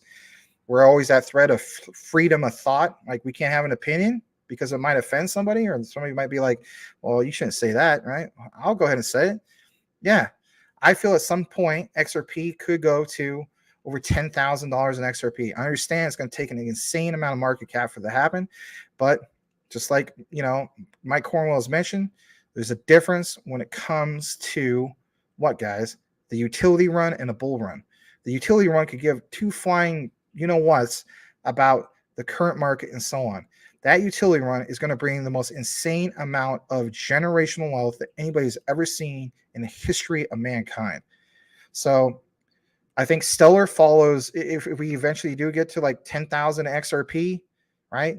Many years away from now. Maybe not. I don't know. Some people saying 2025 could be, right? But we'll see. I obviously think by 2030, you better believe it. That's just my own takeaway. So yeah, Ripple's XRP, 10,000 XRP. I think that Stellar with XLM could basically get to like maybe 6,500, 7,000. I'm not the only one that feels that way. But with Jasmy, so to me, when it comes to Jasmy, some of these other ones, DAG, what is the general consensus here? It's digital oil, right? Think about it to a sense, right? So data plays a big factor going into Web3. And of course, we outlined quite a few of these things in our deep dives. But yeah, I mean, I don't know if that answers the question, but that's just kind of like where I feel as though Jasmy could fit in the world. And I'm so glad that you see statements, whether it's from Hara or a few of these other big wigs from the Jasmy team, that they want to reach 100 million worldwide adoption as far as holders at some point. We're not even at a full what do we come up with? Like not even a full percentage of that. I think we're at like what, 50,000, coming up on close on 50,000 holders. So when you hear terms of like, guys, we're so early when it comes to Jasmy, or how about this, any of this stuff, we are really early. Do you really want to accumulate crypto in the markup phase? Again, guys, I'll show you this real quick. Let me show you this real quick. And I'm going to have to stop the screen for a bit. Sorry about that, Mr. Crypto John, but give him a follow nonetheless. I'm going to show you guys this for a brief bit. So crypto accumulation phase. Some of you guys have seen this here, if before. Some of you guys haven't. So here it is. And let me just copy the address. All right. Yeah, let's take a look at this real quick. You're trying to tell me, not you specifically, but some people, you want to really start accumulating crypto in the markup phase? No, I think there's more than enough evidence to support that I'll make it a full screen, and I'll pull this thing off real quick, that we basically are in this accumulation phase, all right? I think there's more than enough evidence to show with data that we are approaching that mark, going from this accumulation phase to boom, blast off in that markup phase. Is the markup phase part of like what we were talking about earlier with Mica, right? What's going on in Europe and so on? I think that could be the case, because what we do know is that we need regulatory framework, which Mica is basically, come on, everybody's talking about that right now. Crypto Hulk, everybody's talking about it. Crypto Lulu, you name it, right? So if that's the framework, or that's the path forward towards getting clarity, then that's what's after that, guys. Come on, you know what it is. It's a utility run. That utility run will bring in the most insane amount of market cap that anybody's ever seen before. Don't get me wrong. We're on the subject of Jasmy for just a brief bit. Whether it's Crypto Mike taking screenshots with his phone, or a few other guys that we pointed out, the key thing is, sorry, my internet connection is kind of going to hell right now. I think they're doing some work outside. But the key takeaway is basically that Bitcoin and Ethereum still represent about roughly 81% of the overall crypto market, right? So, Mike Cornwell, for instance, he took those screenshots. It shows on the 90-day chart, 60-day chart, 30-day chart, weekly chart, right? 24-hour chart, 1-hour chart, that they literally run in correlation of those. So you want to root for those to do really well. I honestly think that Bitcoin and Ethereum do go to new highs, and then, at the height of the bull run and so on. So to me, that just comes to the conclusion, all right, then Jasmy should do well. I think there's a lot of people are obviously going to talk about Jasmy, but at the end of the day, yeah, I mean, data, man, it is what it is. We live in a country, right? Maybe that's not so important for a lot of people because they just freely give up their data. But understand, Japan, again, they rank third in GDP, right? On the power GDP power rankings. What's GDP? Gross domestic product. So by having the unbanning of these foreign stable coins and so on, that's a whole huge wave of these guys coming in, or a whole country, I should say, being able to have access to these digital assets. And that's big stuff, man. There's no denying that. I think there's a lot of people who are getting in tune when it comes to Jasmy, whether it is from, shout out to this brother right here, Crypto John. You're welcome, man. And I don't know if you ever done a live show. I'm sending you an invitation. If you ever want to be a guest, you're more than welcome. Our show can get anywhere from, I don't know, 60 to 80, sometimes as high as 90 on the live concurrence. But I'll send you a formal invitation. Let me know if you use crypto Twitter. I'll give you a follow. But you're very welcome, John. You can tell you're very passionate about crypto, man, and keep up the good work. I do watch your videos. I'm not kidding you, man. I literally will make a sandwich or something at lunchtime, and I'm like, Crypto John's got a new video, and I watch your video. I'm a fan of your content. I'm not BSing. I'm just not doing that this sounds like a PR thing. I actually watch your content. I like how you come across. You're very knowledgeable. You know your stuff, and our audience, our community is about the research, not about the hype. So yeah, I give you official endorsement. Go follow this guy, guys. Crypto John. You'll be glad you did so. And he doesn't just cover Jasmy, he covers like HBAR, some other projects and so on. You guys were talking about Gala earlier. He covers Gala. All right, let's go further down. LCX, you love it. Yeah, it's good stuff, man. See, look at that. There you go, Crypto John. That's cool stuff, man. That's very, very cool. You have 800K Jazz. Man, you got me beat, Salma. You got me beat again. Anyway, we all have these little, kind of competitions, if you will. Not really. I got to get up to that. I'm looking at DCA and getting into Jasmy. I need to do it for a third time. All right, Crypto John says he appreciates the love. We got to keep growing the space. Still super early. I agree. And Crypto John, the Jasmy in the whole, man. I mean, like, it is a great community in general. Like, you see people that want to see this thing trend, and like I mentioned to our community, if you got these three factors, right? Does your crypto asset, does it have supply? Does it have demand? Is it trending? Jasmy's hitting all three of those things right now. It's a very, very exciting time. I feel as though that we've seen bottom for Jasmy at 0.0029. I think we have a couple of our community members who took advantage of that. I came into Jasmy originally at 0.0063 or 62. DCA'd again at 0.005255, something like that. But the point is, we are still close to that bottom. I don't know of any other, I don't know, maybe XRP, maybe XDC, some of these other ones. But the point is, who doesn't want to buy something that's near bottom? And just like you guys see here on this particular graph, right, the 4 phases of the crypto market, look it up for yourself. It feels like we're still in this accumulation phase. And everything you're seeing, whether it's Denell Dixon on Bloomberg, she's talking about, whether it's Brian Armstrong on, going to Washington, D.C., or some of these other guys, right? There's so many of these big wigs from various different, distributed ledger technology projects, blockchain projects, and so on, that are meeting up with other big players. But the key consensus, guys, like I mentioned, week before last week, we were talking about data. That was the topic for the week, right? Jasmy, DAG, Energy Web Token, you name it. But for this last week in review, it definitely was what? Regulatory framework, right? And the path forward. So, I mean, again, it's all about connecting the dots. There's something there. I think these guys are starting to get the ball rolling.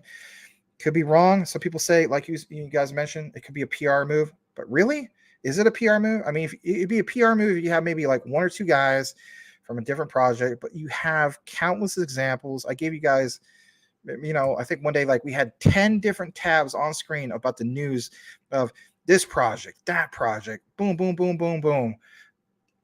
Consensus, key factor, regulatory framework. And as we know, the next step after we get all that going with the regulations and so on, is that regulatory clarity before we can have the BlackRocks come in, before we can have the big institutional money come in and so on, because they can't have something that's going to be volatile. It has to be stable. All right, let's go further down. Yeah, Crypto John, keep up the good work. I totally agree with that. Magic Power says, and more important, where will be the video, in the car, kitchen, or in the woods? Well, how about this? If you check out my last Jasmy video on the intro, right, it shows some of those things that you're talking about, right? We're talking about the Internet of Things, IoT. With Quant, it's a different type of thing, right? You're looking at like Internet of Trust, which is also IoT, but anyway. Crypto John, not sure yet, but soon. Max is speaking facts. Thanks, man. Appreciate you. All right, let's go further down. Salamander says, sacrifice today so that you may live like no one else tomorrow, wealthy. Yeah, that's a good point. If anything, if he's still here, I'll give him a little bit more of a plug on this particular one. Let's see. Where are we at on that? Here we go. All right. Here's a great statement from Crypto John. He says, Jasmy is all about data democracy. Very true. Having control of your data, just as Bitcoin was created to be in control of your wealth, is super important. Yeah. And it's a totally different mindset over there, like especially in Japan. With the honor system, the culture. All right. So Salamander says XDC, XRP, LCX, Quant, Jasmy, Casper. Great plays. Mr. Gensler is ETH a security. Yeah. I would like what he says. One of those representatives, like want another, another minute of time. I can't remember the exact quote.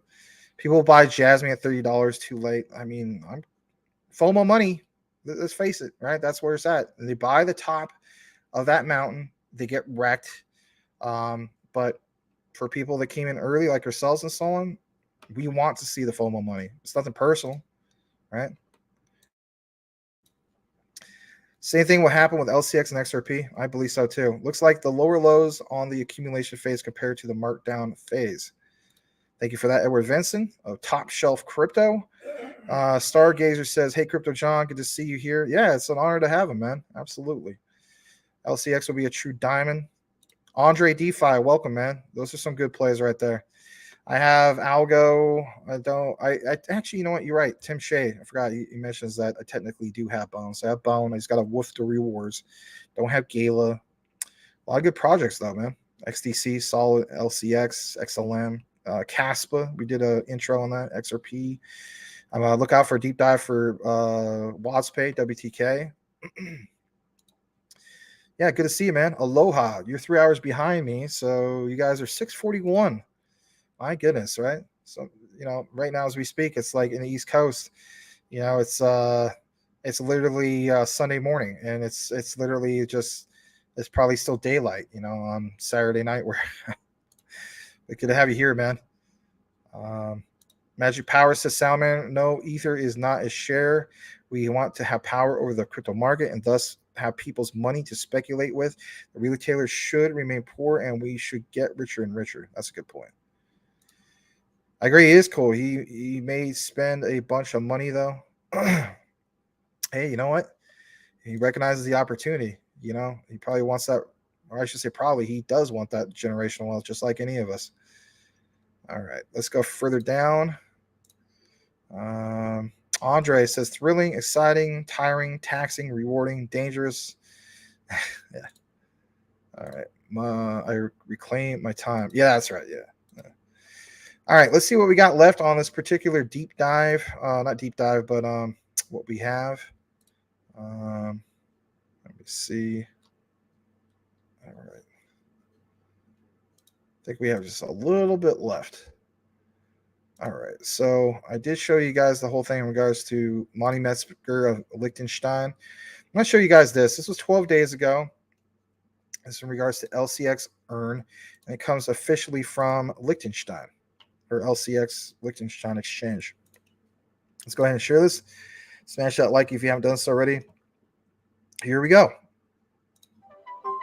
Welcome to a groundbreaking investment opportunity exclusively on LCX. Introducing 4 tokenized bonds: EURT7, BTCT7, ETHT7, and LCXT7, collectively valued at 40 million euros. LCX proudly presents these innovative bonds, backed by a security prospectus, endorsed by regulators, and available to investors across the European Economic Area. Seize this opportunity to invest in fixed-yield tokenized bonds, accessible to verified LCX users in 30 countries. Imagine the power of combining traditional finance with the dynamic world of digital assets. These tokenized bonds offer a unique and secure way to grow your investments while enjoying the stability and trust of regulatory compliance. Don't miss out on this exclusive offering, only available at lcx.com. Join today and embark on a thrilling journey in the future of finance. LCX, unleashing the potential of tokenized bonds for a new era of investment. Secure your future now.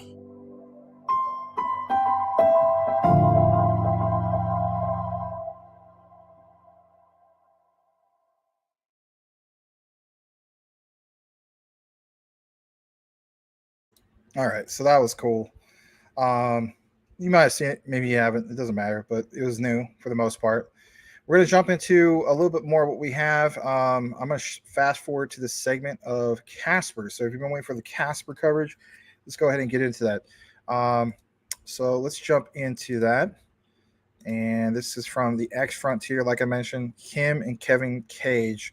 Probably like the 2 top dogs when it comes to just killing it with the Casper coverage, right? Absolutely. So like he mentions right here, basically speaking, this is an overview of how Casper, excuse me, let me mute that. This is an overview on how Casper and Nucleus Finance are leveraging Actis. And we did a deep dive a few weeks ago in regards to Actis, right? In regards to that standard to build banking infrastructure, Casper Network, Actis, and ISO 222 standardization. All right, so I went ahead and fast forwarded to a particular part that I wanted to give emphasis to. So we're going to go ahead and share this. But just like it says right here, right? Actis and ISO 222 standardization. I fast forwarded to the part about the European Central Bank and Actis specifically, because I didn't want to play the whole video. It's about 13 minutes. I went ahead and fast forwarded to this particular part. So you're looking for some Casper news, listen to this. And if anything, give a follow to this guy. All right, here we go. This here is a paper published by the European Central Bank statistics paper on modeling metadata in central banks. So this is quite a bit of an old paper. As you can see, it is from April of 2016, so take that with a grain of salt. There's definitely a lot to read in here, but just kind of skimming over the paper and then looking at the abstract. The primary purpose of this pilot was to assess opportunities for improved operational efficiency in regulatory reporting. The broader purpose was to demonstrate how common data standards can be created from heterogeneous data sets. This course discussed the pilot around the Bank of England, but the most important part here to me was why a common data standard is a critical financial market infrastructure fundamental to the success of global regulatory reform. So this actually popped up when I was searching for Actis-related banking infrastructure. And if you do control find and you type in Actis, sorry, but bear with me, don't mean to read verbatim here, but the motivation for approving this concept was to provide assurance to senior leaders that the transition from the current data collection method to a new approach could occur without diminishing the bank's ability to generate existing aggregate figures, and with the added benefit that switching to a singular granular collection would make the metadata more standard. Thus, this article accords with a number of recent papers published by the staff at various central banks. They claim benefits accrue to central banks from using microdata to compile aggregate statistics and conduct macro analysis. It also chimes with a growing chorus of central banks calling for a common financial language and some recent initiatives like Project Actis, the ANA Credit Project, the European Central Bank's Data Dictionary, and SMDX. If anybody else out there can help dig up information regarding Actis and the, say, European Central Bank, that'd be interesting to see, because it reminded me of an AMA with Cliff Sarkin that mentioned that they were working with some of the large banks in Europe. Take a listen. This is the stuff that I can talk about. Nucleus Finance, you'll be hearing more about, is a joint venture to really focus on the financial industry and banking in particular. You know, other things in the banking world that slow the process down and make it more expensive. The ones that I can't talk about are names that everyone's heard of. Like some of the biggest banks in Europe. We also have BIN or Buy-in, the Banking Industry Architecture Network, aiming to provide the world with the best banking service-oriented architecture. So BIN was established in 2008, and it is an independent member-owned, not-for-profit association designed to build and promote a common architectural framework for banking interoperability issues. BIN's goal is to define operability and semantic definitions for IT. The community is made up of over 80 members that focus on creating a standard semantic banking service landscape while ensuring consistent service definitions, levels of details, and boundaries. You can see some of their financial institution partners, JP Morgan Chase, Citibank, HSBC. Then you take a look at some of the partners, pretty big names here. We got Accenture, IBM, KPMG, Microsoft, Oracle, Salesforce, Red Hat, you name it. BIN enacts POC, the power of algorithmic financial contract. For the proof of concept, we have applied the ACTIS standard to extend the higher level BIN semantics product specifications. The POC shows, as an example, how a bank can produce for a customer a consolidated view of his or her position across the many diverse products they hold, projecting out their future financial health, considering many different market and even employment scenarios. I know we covered a lot of ISO stuff surrounding this, but this was mostly around the ACTIS standard through the ISO body TC68-SC9. We had someone here replying to one of Kevin Cage's tweets. Unfortunately, Casper is not listed in the digital token identifier to be used in the new ISO 20022 messaging format. Then we had Crypto Airy here replying with a DTI download link. This user asked Airy if XLM, XTC, Algo, or Casper are on there. She confirms all three. She says she needs to double check on Casper. I checked and I don't see Casper on there right now. And we have Kevin here replying, yep, not yet at least. The team said they are looking at ISO though. We have Kevin Cage sharing, there's more to crypto in the current financial system than just the Swift ISO messages. Remember earlier we talked a little bit about WM Data Services, but they are the central authority and data provider for the global financial market. Partner with Nucleus Finance to leverage tokenization as a service that's being built on Casper. He shares a document here from the Bank of International Settlements. There are many types of contracts that will be leveraging DLT in the future. You have derivatives, cash clearing, central counterparty, closeout, current exposure, and so on. And he quoted this talking about the ACTIS standard, which could bring about a true revolution in the future of finance, which covers 98% of all activity. There's still a lot being built on the Casper blockchain, and much of that is coming from the enterprise, financial institution, government side of things. We're still very early on the retail side. The Casper blockchain has come a long way, and I'm going to share this clip here from that AMA earlier with Cliff Sarkin. All the big things are to come, and we're going to talk about some of that today, but you know, we're only on a couple of the tier 1 exchanges. We have 10 more to come, and we're not yet in the US, and that's to come on exchanges. DeFi hasn't launched yet. We don't yet have an NFT marketplace. A lot of the enterprise business development that we're doing right now are going to launch this year. Now, I don't know about you, but the way he says that we don't have DeFi yet, we don't have this, we don't have that, that fires me up because, again, it reminds me of how early we are in this protocol. And we're starting to see some of those enterprise deployments, beginning with IPv minting over 25 million patents. And all stated that we're going to get a couple more this year. And as far as the exchange listings, that's something that's always a concern to people.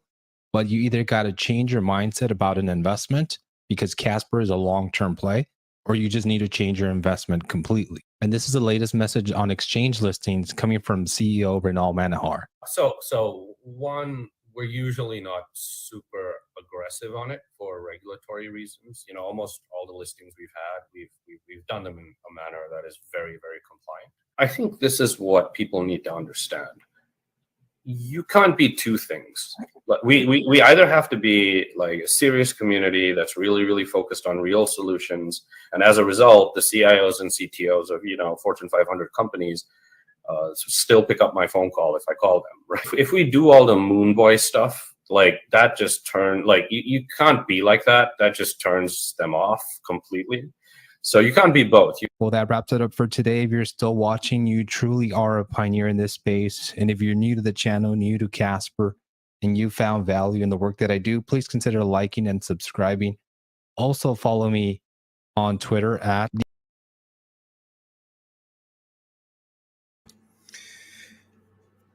pretty useful info. Some people are saying it's not ISO. In the past, people was like, well, it's ISO. You got the update. Like, it looks like it's going to be ISO 222 compliant. Kevin Cage basically mentioned, it's not necessarily about that, right? It's, what we're into is so much more than just that. And I would agree 100% with that. I love the comment at the end with that interview with Raymond, ex Frontier, and the other gentleman from Casper. The big financial institutions don't necessarily want to hear, or I should say, don't want to hear flat out the whole thing of moon boy this, moon boy that, right? Like I was mentioned earlier in our show, the research or a good standout project, right? The project speaks for itself, right? So if you have something solid, you don't need to necessarily be like, hey man, this is going to be I don't know, this particular value in the future and so on. For some people are like, well, what about Jasmy, $17? I mean, I get it, right? Different types of projects, but the key consensus here is the future, basically speaking, like we were talking about earlier, you have the regulatory framework. The next step is regulatory clarity. I mean, come on, that's blast off after that particular point. So Casper is very, very underrated in my opinion. And they, you saw it's so early. So many, the key thing here is so many of these projects were so very, very early. And I don't know, it's just what a time to come in. I mean, can you imagine somebody who beat themselves up about not getting into Bitcoin many years ago? I guess I could say that that's technically me. I've known about it since 2010. I could have been like, oh, I missed the boat. Never gonna get into some of these altcoins with solid utility and so on. No, it's like understand the cycles, understand, a lot of these. Whereas Casper, even XDC, and some of these other ones, right? You're still very, very early. So the path forward is just as simply, like I said, know what you hold, know why you hold it. Be true to the research that you've done, and understand a lot of these, yeah, we do sit on them and we wait and we allow them to, continue to expand and so on. But it's an exciting time, and it's like I can't stop talking about some of the stuff. I mean, some people mention, Max, you got good content, especially people are watching the replay. Yeah, you got good content, but like, your shows are too long, or you got to do a timestamp. I wish I could do a timestamp. I do not know why the chapters are not working. I'm looking into a plugin from TubeBuddy. Might actually end up costing me. I might end up doing that. I don't know, for the greater good. But Casper, I mean, we're gonna keep talking about Casper. Shout out to Mike Cornwell, who originally introduced it, and some of the other guys. So, it's an awesome project that's very, very underrated. But at some point, everybody's gonna be talking about some of this stuff. Just because you didn't see things go parabolic yet, we are so incredibly early. All right, let's jump back into the comments for a brief bit. I think we have just a tad bit more on the lineup. We do. The next one is going to be Algorand. Yeah, Algorand. Ain't that something? All right. So Andre says LCX. As Casper is staked on Casper Live at 10.7% APY. Very cool. Very true.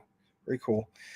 So, another thing you saw was, I think it was X Frontier, right? Raymond. He was saying that Casper is still technically not even in the United States yet. It's not even on a tier 1 exchange yet, I mean, I consider KuCoin kind of up there, but I mean, I get where he's coming from.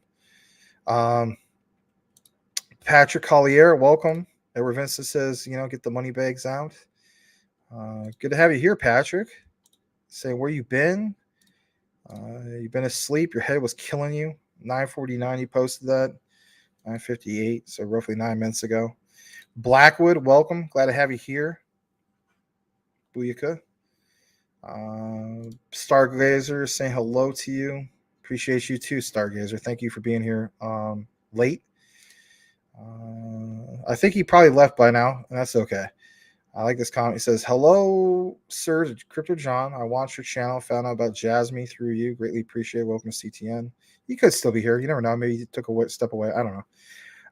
But yeah, it was an honor to have Crypto John here. I mean, I'm a fan of him. I watch his content. There's only a few people I actually do watch. So Crypto John's one of them. Richard Common Sense Crypto, he never answered me back on a DM. It is what it is. At least he follows me back. So yeah, I watch his content. Coach JV, Crypto Lulu, Verson, Larja. There's probably a few more that I'm leaving out for whatever reason. Live shows, I watch Bullzilla. Obviously I watch Crypto Hulk. But yeah, man. Anyway, yeah, it was an honor to have Crypto John here. I think he's a great content creator. Really, I do. Stargazer, what's the maximum Casper? We went over this. Yeah, there isn't one right now, and people have stated that is the reason why you see such high staking yield, right? And I know that's a turnoff. As the saying goes, you can't exactly have your cake and eat it too. So, while some people are like, well, I wish there wasn't. I wish there was, I should say, a max supply. At the same time, would you get 10% plus APY in your staking? Just saying, possibly, I don't know, but that is something that's been brought up. It's kind of like a catch-22. But long term, I think we're more than fine. I think Casper, has just as much impressive partnerships as Hedera even. All right, Dingy, did you check the Num project number? I haven't had a chance to check that out, man. I mean, I have a whole, I got a huge grocery list at this point, and I also have to, if I saw enough people requesting that, Dingy, because I don't want to come across as being that content creator who's going to say, oh yeah, I'll look into that, and you clearly could tell the person is not going to look into it. But it's just like with crypto, there has to be enough supply and demand for it. You got to keep in mind, it's technically work putting into it. I really put a lot of time and work into the live shows. You got to keep in mind, I also do other recorded videos. So there's only so much time in a day. So that's just the way a person look into it. But yeah, if we got enough requests for it, we'll definitely do it. Here's a perfect example, Dingy. A few days ago, we had, what was it? We had DMTR, Dematra, right? And you saw what happened in the comments. Like there was like 4 or 5 people requesting that. So I was like, okay, what the heck is this? Let's look into this. So, if we got a few more people requesting that, we can definitely take a look into that. But, hope I'm not disappointing you. But that's how it goes sometimes. There's so many projects, man. Like 22, 23,000. Tell them stop being lazy, Max. Yeah, it's we do live shows every single day. Beyond the Barbell every single day. And sometimes if there's a game like a Suns game, playoff game, those shows might be only like, excuse me about the sneeze for crying out loud. Those shows might be only like an hour and a half, maybe 2 hours. But if there's if I have, usually speaking, everything you see here, it says DYOR, which do your own research with Max, QNT, XRP, all that stuff. Everything you see tag, we cover it. So people, like one of our community members, Stardog, calls it WrestleMania. But I don't go 5, I don't go like 5 hours every night. Sometimes my max is, I think my personal record is like 5 hours and 40 minutes. I don't know. Sometimes I just get really into wanting to talk about it. But why am I like this? Just to give you a heads up, beyond the barbell, is because for me, even if I wasn't doing content creation and so on, I would be talking to people about crypto. I was always talking about crypto with my friends. Did very well in the 2022 bull market and so on, or 2022. That was the bear market. 2021, excuse me, bull market. My story is turned 10K into 120K, but that wasn't like life-changing money. You know, maybe it is for some people, but for me, it wasn't. I still have some big dreams. But when you get, maybe you're a witness to this yourself. I don't know if you've experienced a bull market in the past, or this is going to be your first bull market coming up. Once you get bit by that crypto bug, I'm telling you flat out, like once you've seen some of the gains and you know how it's personally affected your life, like you can't shut up about it. You know, that's just the way I personally look at it. And so I love to research a lot of different projects. This is probably going to bite me in the butt right here, right? Well, if that's the case, Max, what about the numbers project? Why don't you look into that, right? Yeah, I guess you could say that. But yeah, we have shows every single day. My partner, my buddy, Larry, who originally started this channel back in October of 2021, he's had some health problems with his eyes and so on. But looking forward to having him back. But typically speaking, I wouldn't be on the weekends. Like I would take the weekend off. But anyway, we just celebrated 1 year straight of live streams every single day over 365 days on April 18th. All right. What about Casper maximum supply? Yeah, I talked about that.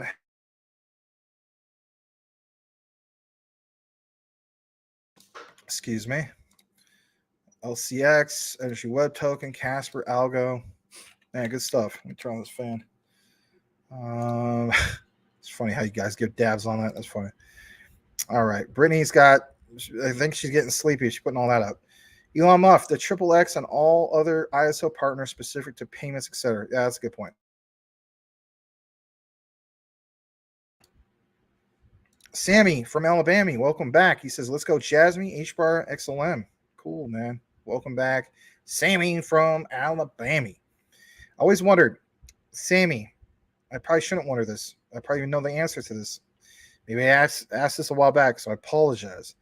Are you an Alabama Crimson Tide, Roll Tide fan? Because I have about 3 or 4 friends that are like diehard Roll Tide, you know, for football, college football.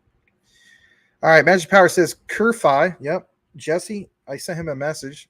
He follows me. I follow him back. Also, good channel for. Yeah, he absolutely is a great Jasmy content creator. All right. Yeah. I hope you don't take it the wrong way. It's just, you know, if more people, you know, it's just, there's so much, man. So much. Patrick Collier says, I swear, Max, you come in clutch for work and I get good info. Oh, well, thanks, Patrick. Appreciate you, man. I really do. And, you know, Sean the Crypto Smith, he appreciates you too. And wherever other channels you happen to go to, I'm sure they have to recognize you. Appreciate you, man. What you do, you know, you're awesome, man. Flat out, very, very awesome. Very, very generous. Just any community would kill for somebody like you. Thank you again. Don't think I don't see what you do, not just here, but, you know, other places as well. You rock. Thank you. Beyond the barbell, I was in the crypto bull market. Okay, cool. You had 1.5 billion Shiba before it did the big run. Awesome, man. I'm glad to see that, you know, so that's part of my story as well, right? So I got a bunch of SHIB back in May of 2021. And it was basically after, like, you know, the big pump. That was a big pump in that month. I didn't get it, like, you know, as it was going up. I bought into it after everybody like dumped. So I came in at 0.50799 ish. I bought over 1 billion of the tokens on crypto.com. I also had like maybe I don't know, maybe 100 million or something like that on Ishmart, you know, aka Bitmart. So I had well over 1 billion. But I turned 8K into 88K with that one. And then the one I did before that, which was part of my crypto journey of my crypto bug, was $300 into Dogecoin. Got in very, I should say super early, but it was like at a penny roughly, and rolled that up to 22K. And then Crow did really well with that too. So 1,700 and came out with 10K on that one. On all these, I didn't get it quite like at the top of the all-time highs, but I came very, very close. But yeah, that was my story, man. 10K to 120K. I could have decided, you know what, man, it's time for me to go out and buy like a couple new cars or down payment on a nice house or something like that. I already have a house. My thing was, all right, I got to research more crypto. I'm going to save a bunch of this, and then I'm going to reinvest into crypto. I'm glad I did so. Not trying to, this is not bragging. I don't want people to take it that way. I'm currently about 72K reinvested into crypto. So we all have a journey. That was basically part of my journey. And I'm still on this journey, and I'm still more than glad to cover various different projects. We have a lot of people from our community that are probably even, invested more than I am. We have some guys that are like borderline whales into some of these particular projects.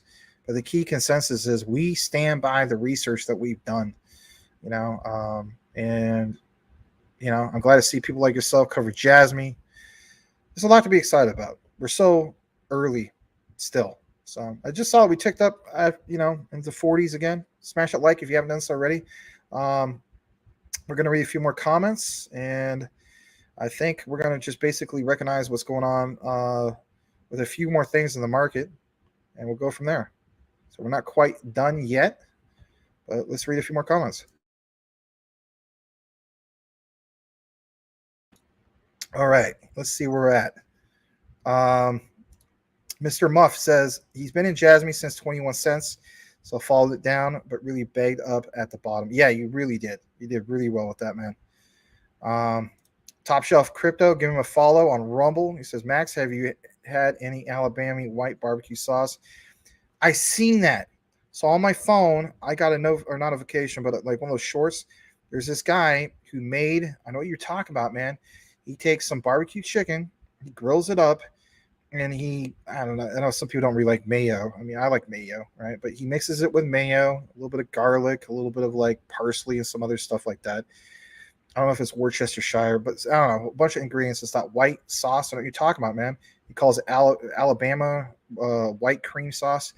And then he dips it in, he smothers it all over like the chicken, and like everybody in the comments claim that like, oh my god, like this is like, some people are like, this is better than regular fried chicken. I don't know about that. Fried chicken is amazing, but I definitely am tempted to try it out because I do enjoy cooking once in a while.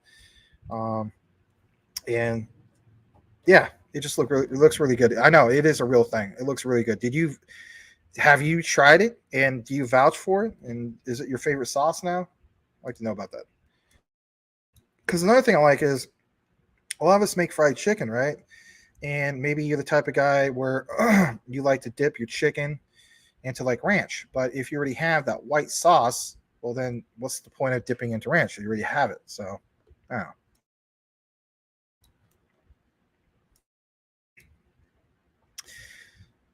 Yo, you talked to him a few times. He's cool. Yeah, I sent him some warm messages. Right, he's got that update on how he's doing. Maybe I'll share that in a bit. Or actually, I'll probably just share that tomorrow. In this small community, we all have. Hold on. In this small community, we got, brother. Oh yeah, thank you, Patrick. Stargazer says, thanks, Max. I enjoy being here and listening to you, joking some, and there are some really cool folks here too. Thank you, man. Dingy's like, to hell with this, I'm going to sleep. No, it's fine. Have a great night, Dingy. Appreciate you being here, man. You're probably gone by now, but, have a great night. All right. Thank you. Yeah, I mean, I don't know. I've shared that multiple times. It's not trying to brag. It's just, that's my crypto journey. I'm still on that journey, and some people are new to crypto. Some people have been into it longer than I have. Anyway, Crypto Jedi, welcome. He says, hello, I'm driving and listening in. Cool stuff, man. Welcome. All right. Jedi, keep your eyes on the road, ears tuned in. Boom, boom, boom. Top Shelf Crypto. Ravinsa says, I'm in the same boat as you are. I'm down to try it out. It looks good. Looks really, really good. All right. Elon Muff with the 99-cent super chat. Thank you very much, Mr. Muff. Maybe I should check crypto Twitter. Maybe he did tag me or something. Let's see what's going on with that. Oh, and Annie Rock, if you're still listening, I did finally give you a follow back. Sorry that I didn't see until recently that you were following me. I'm really good about that, but I've been having some good problems lately, which is, I guess you could say as you get more exposure, you just get tons of notifications, and it's like you really, really got to try that much harder to cipher through it all. You know what I mean? So, yeah, it was nothing personal, but I saw that. I was like, oh, that's Annie Rock, man. Heck yeah, I'm going to give him a follow back. So, yeah. Let's go further down into this. And I think that's just about it. Yeah, I want to go. Sometimes I like to go a little bit longer, but tonight, 4 hours in, I am going to wrap things up. So, guys, it's been a great show. And we covered quite a few things, obviously, tonight. So was glad to do it. And we even covered some algo. How about that, right? How cool is that to actually cover some algo? Anyway, we'll be back here tomorrow at 9 p.m. Eastern, 6 p.m. Pacific for more Crypto Talk Now. I just need to make an announcement. So if you guys are wondering, like, well, Max, what about you and your basketball game? So today, the game 4 of the Suns game, for instance, against the Clippers, we got a 3-1 series lead. The game came on at 12:30 my time, so literally like almost 6 hours before the show. Was real glad to watch a whole game for a change. But there will be no games tomorrow or Monday. So tomorrow, you don't have to worry about it being like a super short show or anything like that. Tuesday, on the other hand, I believe I'm just going to give you a heads up on the schedule for Tuesday. Give me a second. So on Tuesday, on that schedule, let me see where we're at. That's going to be a little bit different. So Tuesday is the 25th. So on the 25th, according to what I see right here, let me see where we're at. That game will be at 7 o'clock my time. So on that particular one, what we'll probably do is like maybe an hour and a half at the most on that show.